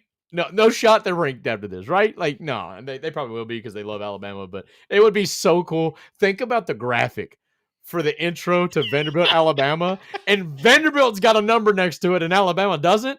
Dude, that takes me straight back to the 90s, bro. Like, ain't no way. Like, there's no shot that happens. But no, I'm all right. I'm so excited. Back to the 90s when neither of us was born. I mean, I watched a lot of football after I was born about the games. It's fine, whatever, dude. By the way, the intros to those games back then were so much better. Okay, let's be honest. I completely agree. Especially the early 2000s. Like, come on, give me that. Yeah. So next game, this is the one snooze fest. Because even the Vanderbilt Utah State game, I don't know if it's going to be a snooze fest. It's going to be interesting to watch for a while. But the one snooze fest of the weekend, it's UMass against Georgia or against Missouri, and I feel like this is going to be a permanent opponent for Georgia because I feel it. I keep saying Georgia. do it again. I keep saying Georgia for How Missouri. Or the ESPN U slot. That's crazy. Exactly. So for Missouri, against UMass. I mean, it seems like every single year they schedule UMass, and every other year they go to UMass. So, I mean, is this a new rivalry game or something like that? But anyway. Oh no, it's ESPNU because it's UMass, dude. Maybe they know something we don't. Maybe UMass may have some. No, I'm joking. No. I think Missouri wins, and I think they cover. I'm not gonna bet it. I don't know. It's 44 points. That's a big cover, but I do think Missouri wins. I think UMass plus 6,000. I might just put $1 bet on that just to see if I can't win $60. That's crazy. $60. You would win $6,000 for no. No, a dollar. Calm down. But yes, if I bet 100, I'd win 6,000. Yes. Yeah. No, you're right on that. So, last game of the night, and this is going to be a sneaky good game, a lot better than I thought it was going to be going into the season. Is Kentucky going up against South Carolina? Game is in Columbia, South Carolina. South Carolina is a 6-point favorite in this one. When's this game? This is the last game of the night on SEC Network. I've got it on top 25. I didn't have it on all games. All right. Yes. Are you going to swap the graphic over so we can talk about it? Is it not swapped over? No, it's not. It's not showing on my screen, at least. It's not showing on the. But hey. All right. Give me South Carolina. It was showing on my screen, so I don't know what happened. Give me South Carolina. Probably not going to cover because Kentucky has a way of playing close. They probably will cover, actually. Give me South Carolina and the cover. Kentucky's so bad, dude. I was going to say, I want to pick different from you just because I do have to, make up some games, which I'm going to do. Why is that? On my upset pick this week. Why do you have to make up some games, buddy? I already made some up this past week. But I mean, that's fine. I was going easy. Look, I cannot pick Kentucky to win. Kentucky is bad, and they're not going to win an SEC game this year. So Mike Gundy to Kentucky. Give me all of that, please. Give me every single bit of that. Give me Mike Gundy to Kentucky. It won't happen this year, okay? But give Mike Gundy a year off, right? Because he's got to collect that buyout money. But Stoops fired. They're going to go interim head coach for a year. And Mike Gundy's it's already a done deal. Like, it's already written on paper somewhere. But Mike Gundy's going to Kentucky. Mark it. Clip it, chat. I cannot wait to see it. Give me every single bit of that. So that leads us in. Yeah. So that leads us into our upset pick of the week. Well, we got a good comment or no, I'm just laughing because Mike Gundy would definitely go to a place where all he's got to do is go 7-5 and he's winning. But is he going to go 7-5 in Kentucky? I mean, not with these schedules that just came out. No, he's going to have. I mean, it doesn't matter. It might be the true downfall of Kentucky. Kentucky may be the Vanderbilt for the next 15 years. I'm not even joking. All right, you might be right. So, closing the gap a little bit. Yeah, I lost 3 games. That's unfortunate. Yeah, you did get an extra point for a backdoor cover. Technically, with that South Carolina Missouri game, as won. Missouri won by 9. Spread was 9.5. We did say, that counts towards 10 because for it to not hit, Missouri would have to win by 10. That's correct. So, yeah. I appreciate that you agreed on that. So you can't go back on it. I got it in video. No, absolutely not. It's fine. I'll take the extra point. I mean, I'm only up by 8 now. But overall, my record's way better because I've got more wins and less losses. Give me all that. Come on. You want to know why my record or why I have lost the last 2 seasons and why I'm behind right now?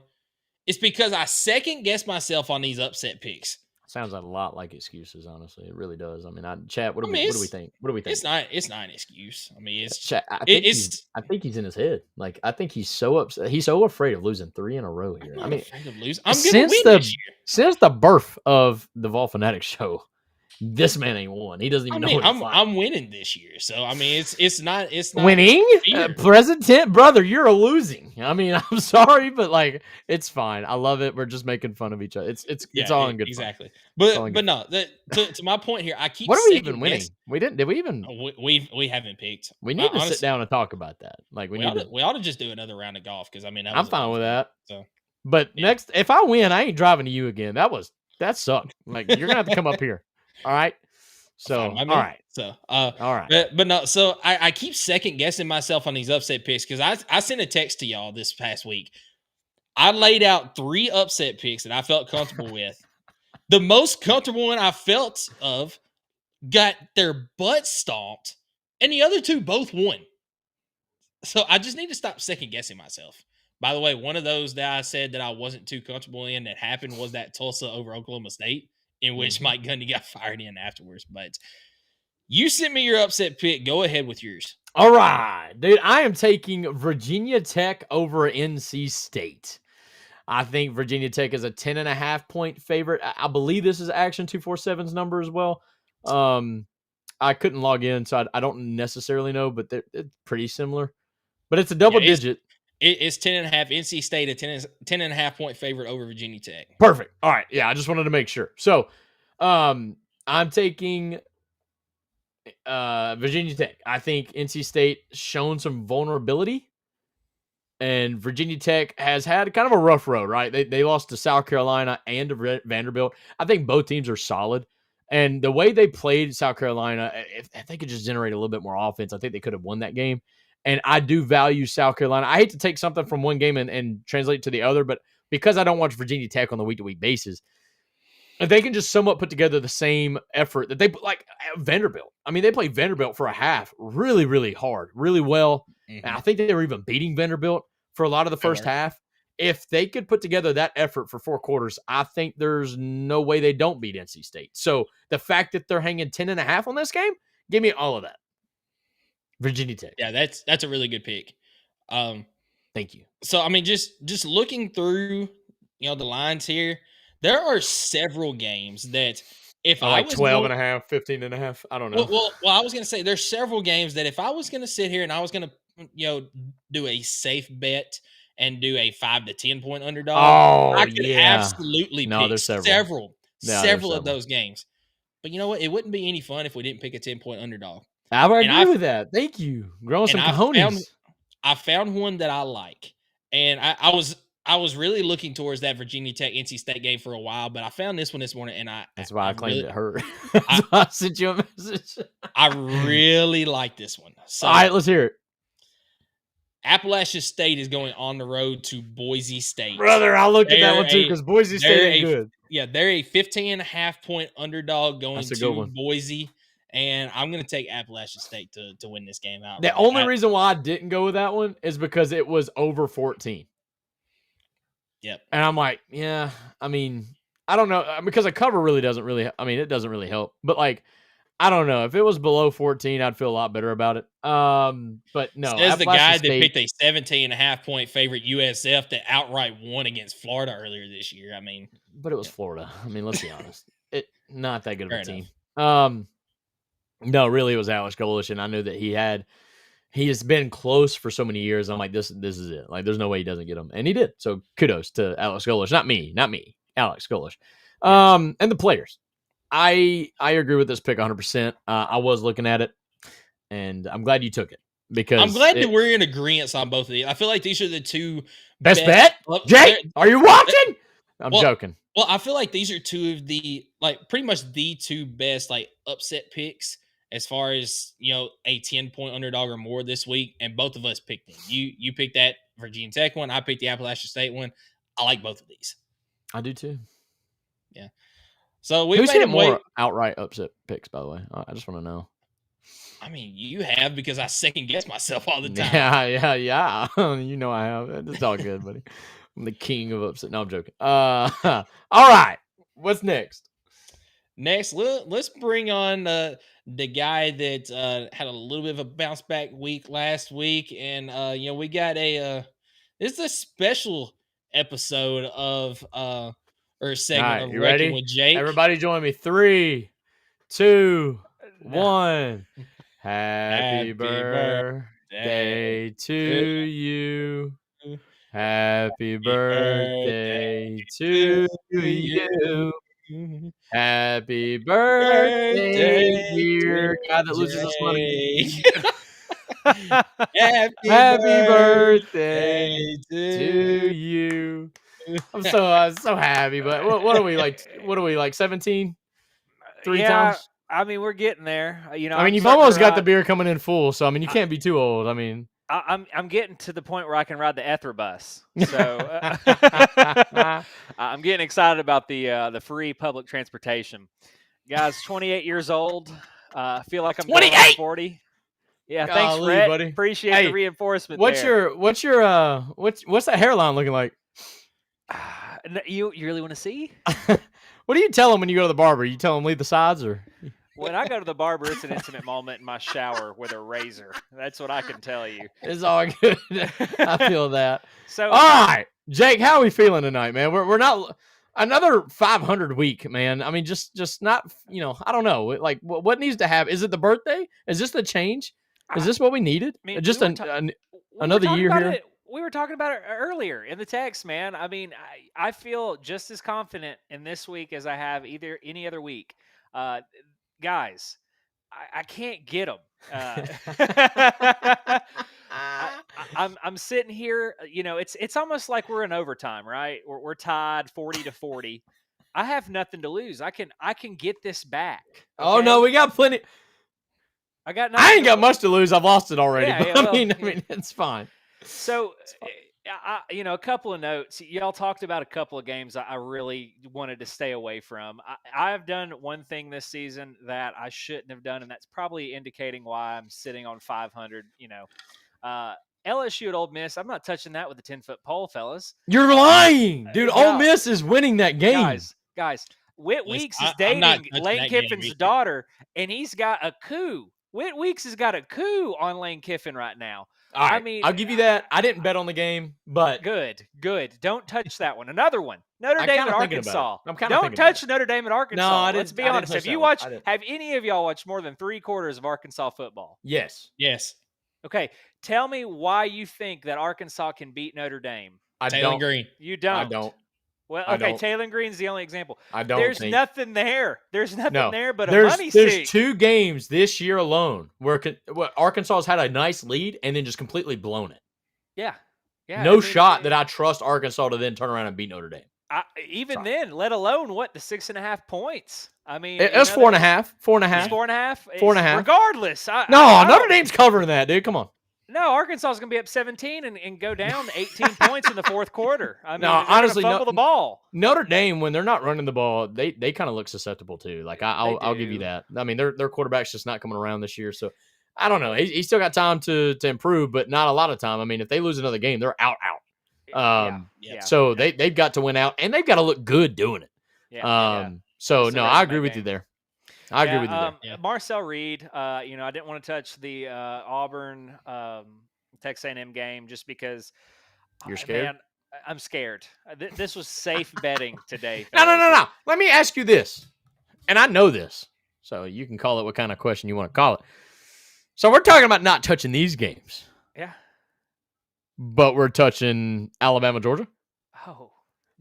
I'm not going to tease that one yet. Oh, okay. All right. It's crazy how that. It's like a double standard. Before we get into Jake's picks, sorry. Go ahead, Michael. So before we get into Jake's picks, so we are counting 10-10 is going to be Jake's overall record because we did have a push last week. So it was that Oklahoma Auburn game. It was 7 points. The greatest safety of all time. Yeah. 7 points was the spread, and 7 points is what Oklahoma won by. So I ain't never cheered so hard in my life for a late game safety. It was just magical. for $4, by the way. Like I needed that $4. Honestly, I've lost so much. It's fine. Full transparency to touch on what Michael's saying here, guys. I might have gotten 6.5 on that Arkansas or that whatever game, Oklahoma Auburn game. I'm sorry I gave y'all -7. I just want to apologize. It won't happen again. Okay. But you know what? We didn't lose money, but we didn't win. We just got to sweat. I mean, that's all we got to do is sweat it. For what? To see Jackson Arnold on goal line get his butt rocked. Okay. Guys, this has been a wild, wild year already. I mean, we're talking about Vanderbilt being a higher rank than Alabama going into next week. I think it's possible, dude. I think we're going to see. We ain't just talking about it. Like, that could be an actual thing. Like, it's amazing. guys, I'm just elated with this week. It's absolutely loaded with some good games. I mean, I could have touched Oregon, Penn State. Granted, a little little bit of a preview to what I think could be two national championship contending teams. Jimmy, on my birthday, man. I mean, I can't get any love. It's nonstop. It's nonstop. Dude, it's literally, okay. he's 28 and has no hair, and he's got to live with this. Like, come on. I mean, it's like kicking him in while he's down at this point. I mean, you know what?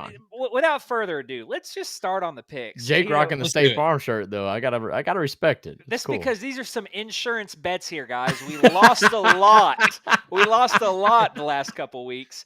We ain't making it. We got to get some insurance to get that thing back. So what you're saying is, if So there is anything lost, then, so you we're know, starting- we get covered for that, right? So we're I'd never said that. Now, so we're starting with Tennessee then, right? can't No. start with Tennessee. Dang, Gotta I was start- hoping you were. I gotta was hoping that was the most confident one, dude. Come on. No, I got to start with what seems to me to be the dumbest thing I've ever seen, which is Ohio State at Washington. Why the heck is Ohio State not a 13, 14-point favorite in this? I game? actually know the I answer to that. agree I with you. know the answer to it. Is it Desmond Williams? Is that No, the only answer? has nothing to do with who's on the roster. Is it the win streak that we have in Washington? That's what is exactly what it was. It not Oh 30 my something? gosh, it's stupid. Yeah, well, my gosh, if I had to play Nico and UCLA 30 games in a row, maybe I would have the same record. I mean, it's not To even be fair, okay. they've not played Nico at UCLA at all during that. They're in the stretch, Pac-12, right? but they haven't played with Nico. They're not even a Power 4 team. I mean, that's fair. But you said the Pac-12. It's Pac like 1.5. Pac-2 Pac-2. I love it. I mean, hey, UCLA is No, the Pac-12 is coming back. They're getting teams like, Boise State, USF? UNLV, maybe USF. USF? William and Memphis? Mary. Could you even imagine LSU. Memphis being in the Pac-12, dude?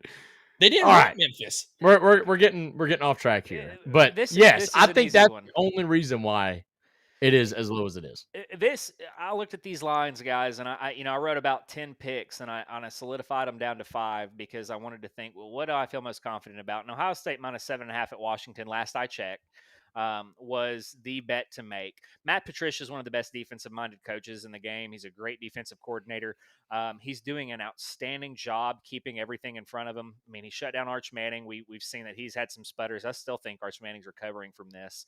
And he's continued to reload each and every year. The linebackers for Ohio State are phenomenal. They're very, very veteran in terms of their mindset. They make great reads. Tennessee did a good job, playing against linebackers and showing how you can expose them. This is not going to happen. Washington's Desmond Williams cannot do that. Another thing, Bo Jackson, not the Bo Jackson, but might be the Bo Jackson, is leading all true freshmen in rushing yards right now. He's averaging 12.1 yards a carry on 18 carries. The guy doesn't have to touch the ball. He's just running 100 yards on 9 carries. That is disgusting. This guy can play. I would have thought that they'd have a huge drop-off in production when they lost Judkins and Williams. They've just reloaded again. This to me is going to be pick your poison. I mean, do you want to lose, by playing one of the best wide receiver rooms in the country, or do you want to lose to a true freshman who could pop off for 200 if they give him 20 carries? Why is I this love dude this one. the third? Why you're averaging 12 yards a carry, Yeah. and he's got the third most carries on the team. Like, why is this guy not running the ball more? Because they don't have to. They don't have to. And that's the funniest part is if you look at what Washington is, they've not played a Power 4 opponent, and they're still 62nd in pass defense in the country. They've not played a single Power 4 opponent, okay? So there's nothing here for Washington to be excited about other than, whoa, we get to play in a cool stadium that hasn't lost a game because they've played nobody. I mean, this is awesome to me. Desmond Williams, yes, he's electric. Okay, 74% completion. He can fly. He's going to get you yards on the ground. I just trust Matt Patricia with guys in space to really get it done. Yeah, you want to. So actions number is 8.5, right? 7.5. 7.5. 7.5. You want to know what ESPN's number is? Let me hear it. Probably 10.5, isn't it? 13.5. guys, That's where it should be. again, Yo, that is a big difference. difference. And if that's any more reason not to go and just for this bet, Get on Action 247, baby. I'm probably 5 units. Promo code Vol Fanatics. Absolutely. But you brought up the ESPN line there. I'm not going to mention the sports book's name because they don't sponsor us, but there's another sports book out there that we showed the line earlier. It's at 9.5. So there's so much discrepancy in this line right now, and I think that we're getting the best value possible with Action 247 at this 7.5.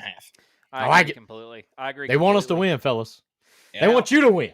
Get on Action 247 right now. Absolutely. Now, Action 247 does have a little bit of sense when it comes to this next pick, though. All right, let's.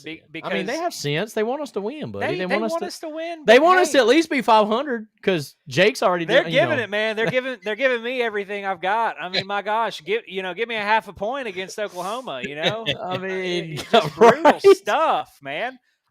Guys, Alabama at Georgia -3.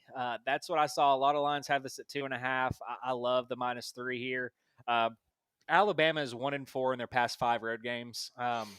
That's music to my ears. Yeah, they have a real problem playing on the road. I don't know what that's attributed to. I mean, if we're being honest, Alabama probably is a top 25 team. We want to think they're not. But they're without a lot of things. They're losing one of their best linebackers in Jamarian Latham. The guy's probably an NFL pick. If you look at what Georgia's going to do, they're going to absolutely, like you all said, impose their will. Alabama has some woes with their quarterback being able to move the ball with his feet. And the other thing too is Alabama has woes stopping a quarterback who wants to move it with their feet. If you look at what Jackson Arnold's done, if you look at Diego Pavia, you look at the FSU quarterback, still can't pronounce his name, Castellanos. Is it Anos or is it Anos? I mean, is a guy. It's Castellanos, I think. Well, yeah, I just threw an E in there, but whatever. The guy can run. I mean, and he's definitely running syllables on that last name. I think schematically, I've watched a lot of these teams play, a lot of ball for both these teams. I know kind of how this is going to go. Georgia, they're 1-6 against the spread right now. So that should tell you kind of why Vegas is moving. They are going to segment this stuff out by the team. Going back, hey, Jimmy, he could be. I mean, this was really bad. It's a neck injury. He was carted off of practice, I believe. It's terrible. I mean, he's a really good ball player, has a lot of upside. But I think that could be the case. I just don't have confirmation on it. Vegas wants this to be 50-50. But again, 1-6 against the spread means, you can't guarantee it, but Georgia's due for one, man. What is crazy is the fact that, I mean, if this was a neutral field game, I always look at 3 points going to the home team and You're saying that this is even money? You're telling me that if they played this in, I mean, who knows, right? I can't really say played in Nashville, Tennessee. Right. If it's played in Nashville, you're telling me that this is a pick'em? Nope. I just don't see that. So the fact that they're at home, give me a touchdown. I would take Georgia. Yeah, I kind of am with y'all. I mean, I really like, and I'm not going to put this curse out here, but I could see this being, a 2-3 possession game just because of the matchup between linebackers and tight ends. And we say tight ends, but big old receivers that Georgia has. They got guys that they can play split out. And they can play them attached on the line of scrimmage. I really like this. Georgia's been doing something and watching the Tennessee game. Georgia really still hasn't shown their hand, man. I seriously think you're going to see Gunnar Stockton run a lot. Because you've seen it in the first drive against Tennessee. I don't know if he's going to have to. Well, against Alabama, it's going to be there. Like all he's got to do is run. I mean, because Alabama, like y'all said, with FSU's quarterback Castellanos, I think is how you say it. It's just going to be there. Like it's going to be open, and I think you might actually see Gunnar Stockton lead the team in rushing. Yeah. No doubt. It can happen. I mean, again, I think that Georgia is playing a lot of checkers versus checkers when they can play chess versus checkers. Georgia can win a lot of different ways. I mean, we saw it sadly against us. They have the ability. We can also lose a lot of different ways. That's something we have to throw. we lost about 3 different ways that game, so I mean it's fine. It's sickening. I really do think the key here. I think both wide receiver rooms are similar. Alabama may have a very, very minor edge, but I'm going to trust Gunnar Stockton having the ability to complement the run. I know Jam Miller's back for Alabama, but I think Gunner's going to be able to establish the run with his team, either if it's himself or the running backs and the stable that he has. One thing I do know is that Georgia's very, very good at running the ball interior. They're able to run between the tackles better than probably anybody else in the country. Statistically, it might not show that because they've played a little bit, a little bit skewed with showing their hand. But when Georgia needs to turn it on, they're going to turn it on. And I think they're about sick of losing to Alabama. I think this thing's been pretty even for too long. So I'm taking Georgia -3. I think this one's, run to the bank and take it while you can. You can get it, as low as whatever, but Georgia money line's, a pretty safe bet in my opinion. Don't see this one being anything else. I love it because y'all all see it. I think all three of us kind of see where this game's going. This is going to be a physicality game. Florida State showed you what you can do if you've got guys who just want to put helmet to helmet and run through your face. So love this one. Love this one so much. Almost as much as I love this one. This one's a ball no check, and y'all love this because it's Tennessee -8.5 at Mississippi State. I am shocked that the line showed up at this low. I would think that we'd be, safely at -10. That's what it opened up at. It opened up at 10.5. Yeah, I think the only thing that people are doing is they're getting rose-colored glasses or rose-colored goggles to the Arizona State game. I mean, Arizona State's nothing. I can name probably 4 or 5 Big 12 teams that are better than Arizona State at this point. TCU, Baylor, probably, definitely Texas Tech. Texas Tech's probably the best team in the league. Yeah, so. Texas Tech's probably the best team here. And Arizona State, I mean, let's just highlight that game because, Mississippi State's not really played anybody. Arizona State ran for 250 yards on Mississippi State, but they only threw for 82 yards, which is so backwards from what you would think when you have Sam Levitt. Sam Levitt had 10 completions, threw under 50%, and had 2 picks in a game that was 20-24, I believe. But how much did they run for? 250 yards. And couldn't throw the ball? Couldn't throw it. God, I love where this is going for Tennessee. It's an efficiency standpoint, man. It's Tennessee about to run for 300 and throw for another 200. Guys, I mean, I'm wearing my my EMCC hat because I was about an hour away from Starkville for about a year recruiting guys. I sent guys to Mississippi State. I know kind of what roster they have. That's a team that I've kept up with just based off of having some sentiment there. Jeff Lebby, he's a great coach. I think he'll get them turned around eventually. They could make a bowl game this year, but this is like best case scenario right now. I mean, to be fair, he's already done a great job. I think the over/under total for Mississippi State this year was 4.5 wins. Wow, that, and he's already won 4. It was 3.5. 3.5. So he's already hit the over on his his win total this year. We have a maxim here in Neyland, when the breaks come our way, score. Mississippi State has done just that this year. And there's only one number that can only go down, and that's their red zone scoring efficiency. They're at 100% in red zone. They score every time they get in the red zone, 100%. That can't be sustained. There will be drives where they do not get away with points. I love the stat here too. They're 17th in points per play allowed. So all that means is if you take however many plays that have been ran, which means they like to squeeze the game, they want to try to take it slower, so a lot slower tempo. They're allowing a lot of points, on very few plays. So what you're telling me is we should expect a lot of Joey Aguilar to Chris Brazzle down the field touchdowns. The Brazzle Dazzle, baby. You're going to see some hits, guys, and it's crazy. Isn't Brazzle like leading the? Is it either the country or the SEC? And he's leading the country, and he's leading the country in touchtowns. Okay, I can safely say number. SEC was 6. He's second in the SEC in receiving yards. Wow. I mean, and who would have thought? But again, it goes back to being at a high efficiency standpoint. Tennessee, they might not show it statistically on defense. They're a lot better than advertised. They're 3rd in the country in sacks and 4th in interceptions. That doesn't feel like a real stat. But again, it goes back to what we're able to accomplish. We want to pressure, we want to pin guys back, and we want to force turnovers. What we've seen on the flip side is giving up big plays. We've given up a lot of explosive plays, and that's just because of a numbers mismatch. You send guys in the backfield, you get less guys back deep. It's very simple. So the run game has been promising for Mississippi State, but again, I don't see anything being there. When you go back to watching Arizona State, that's the one thing I want to go to because you're looking at similar competition. They only ran for 66 yards against Arizona State. I think we're going to be able to really establish the run here. I think that we have a more efficient pass offense too. So Tennessee is going to make Mississippi State one-dimensional in this game, and when they make a team one-dimensional, Tennessee is going to be able to expose that. Yep, that's the game plan all day. I wish the best for the guys at Starkville. Stark Vegas is an interesting place to play. It's lethargic.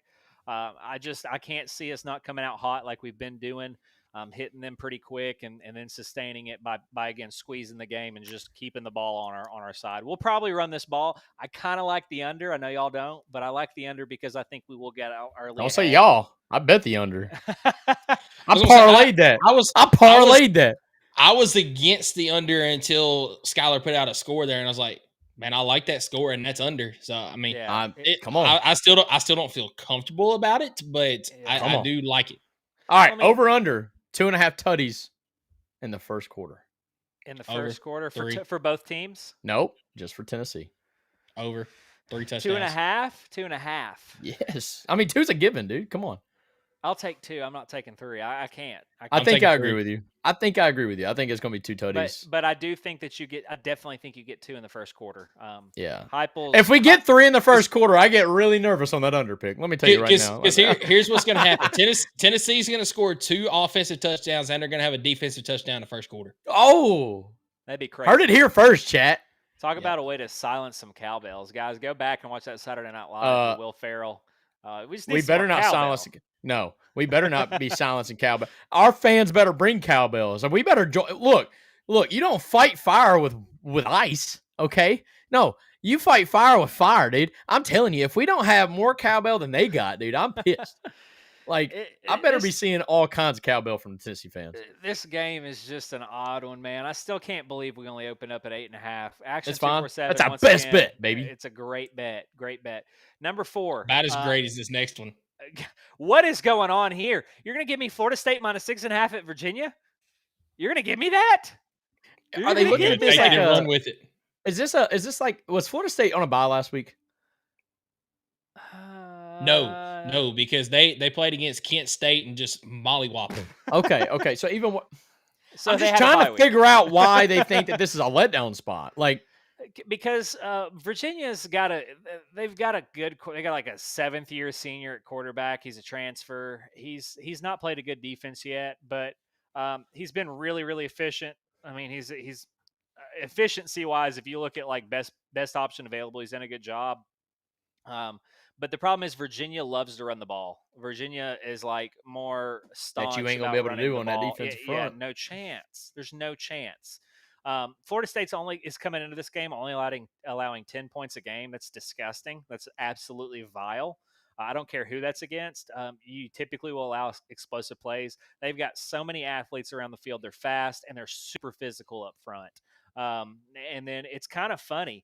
If you look what Florida State's returning, they get Squirrel White, their starting tight end, and their starting running back this week. They've all been hurt with injuries. So now they just Squirrel White hurt with an injury? Man, we've heard that before. That's crazy. I just had to throw that part in there. Sorry. Again, we started the guy. We featured him quite a bit in a couple of games. I still think Florida State's uber talented. I think that they've got a lot of promise this year. I think they're probably second in the ACC, maybe third, but I'm going to sit with second right now. I think that this is a good test. I don't know a lot about Virginia as far as what their ability to stop the run is going to be. But there's no way that they were able to just recoup a ton of defensive line in this transfer portal. They're giving up 7.5 yards per pass right now, which is pretty low. I mean, that's probably in the 90s. That's disgusting. If you give Florida State's quarterback any time, he's going to make it happen. And if he's not, he's going to go off and run for it. And then again, the key to the game is Xavier Brown whatever his name is for Virginia. The guy can play. I think it's been a lot of him in space.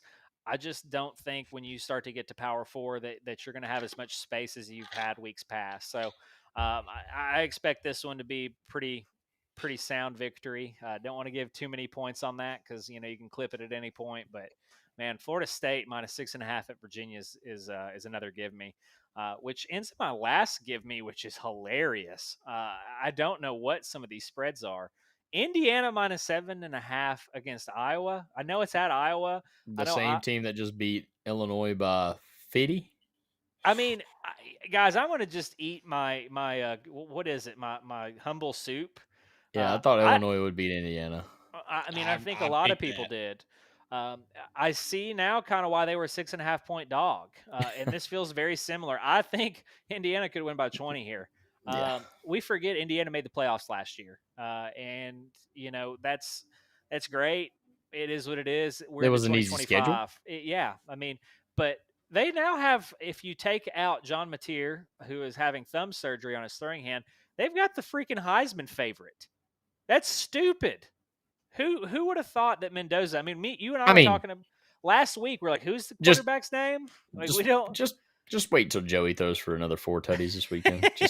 And you know what the biggest factor of all in this game is?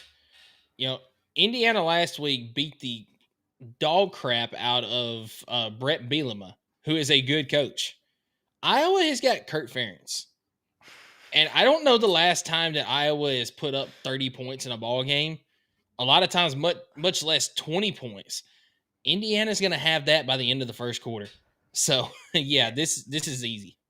This is, I mean, Iowa's coach might be 85 years old. If you look at him, he looks like he's 1 foot in the coffin. All right, y'all. All right, I'm tired of y'all disrespecting Iowa. Okay, they have scored 34 or more points in 3 of their 4 games this year. Who have they played?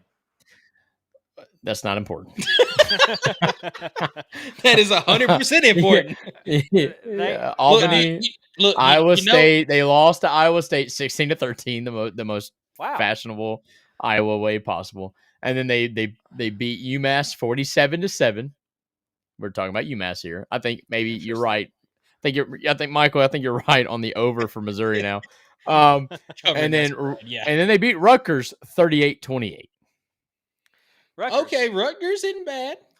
So they're not. I'm just saying they gave up 28 against Rutgers. They have scored. The they gave up almost 30 against Rutgers. But I'm just saying they've scored. This Iowa team couldn't score on air for 3 years. They have the best quarterback they've had probably in 2 decades. It feels like. I mean. The guy can play. The one thing that's interesting about Iowa, I don't think they win this game. No, they don't. And what's funny is the best part of Iowa is their offensive line. And like we just saw last week, what Indiana did against a team that has a pretty good offensive line, they ran through their freaking face. I mean, they really. I mean, it is hilarious to me. Indiana has ran for 300 yards every single game that they've played. That is disgusting. That should be a war crime to run for 300 yards. FPI, the Football Power Index, is giving Indiana about an 80% chance of winning. That's a stupid number. They don't ever do 95%. That. It needs, but again, they're taking all the metrics that we're looking at. If you go by the eye test, the only thing Iowa has is they have a left guard, a left tackle, a center, and a right tackle who are the PFF #1 grades. They are graded out as being really good. Yeah, I looked at their key players. I think their punter and one of their defensive backs. No, it was their punter, kicker, running back. Like their key players were insignificant when I was going back on it. I was like, really? You're going to highlight the kicker as a key player? Sounds about right. It's stupid. I just don't see this. I don't see this line. I don't see it not moving. I really don't. And I'd love to look at what the line's going to be, an hour before kickoff. Indiana has everything to prove right now. They just made a statement win. That is so good for morale to beat a top 25 opponent like that. And I just see it continuing to roll. I mean, if Indiana can't run the ball, which they will absolutely be able to run the ball. If they don't get 300, they're going to get at least 200. They're going to still be able to pass. Their quarterback's phenomenal.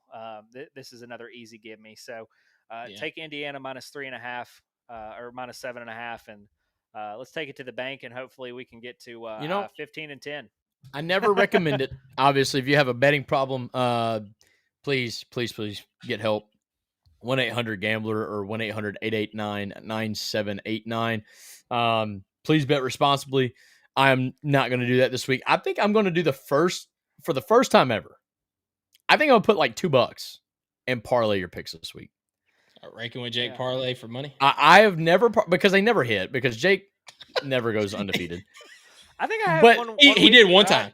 He did one time last year. Dude, one time, bro. No, I'm joking. I'm just saying, like, I feel just as confident in these for the first time. I'm like, because, like, honestly, the first weeks, I think you bet against Georgia Tech twice already this year. And I was like, what are we doing? Like, no. Like, and you even doubted my guy Haynes King. And I was like, you're wrong, but I will let it slide this time. And I should have just been honest. Should have been blunt. Haynes King's the best quarterback in the league. And Georgia Tech's a good team. Oh, okay. In the ACC. Yeah, Which no, you could argue that because Castellanos is pretty good too. But regardless, Haynes King's good. And when you bet against him, I was like, I can't. Like, I see why. I get it.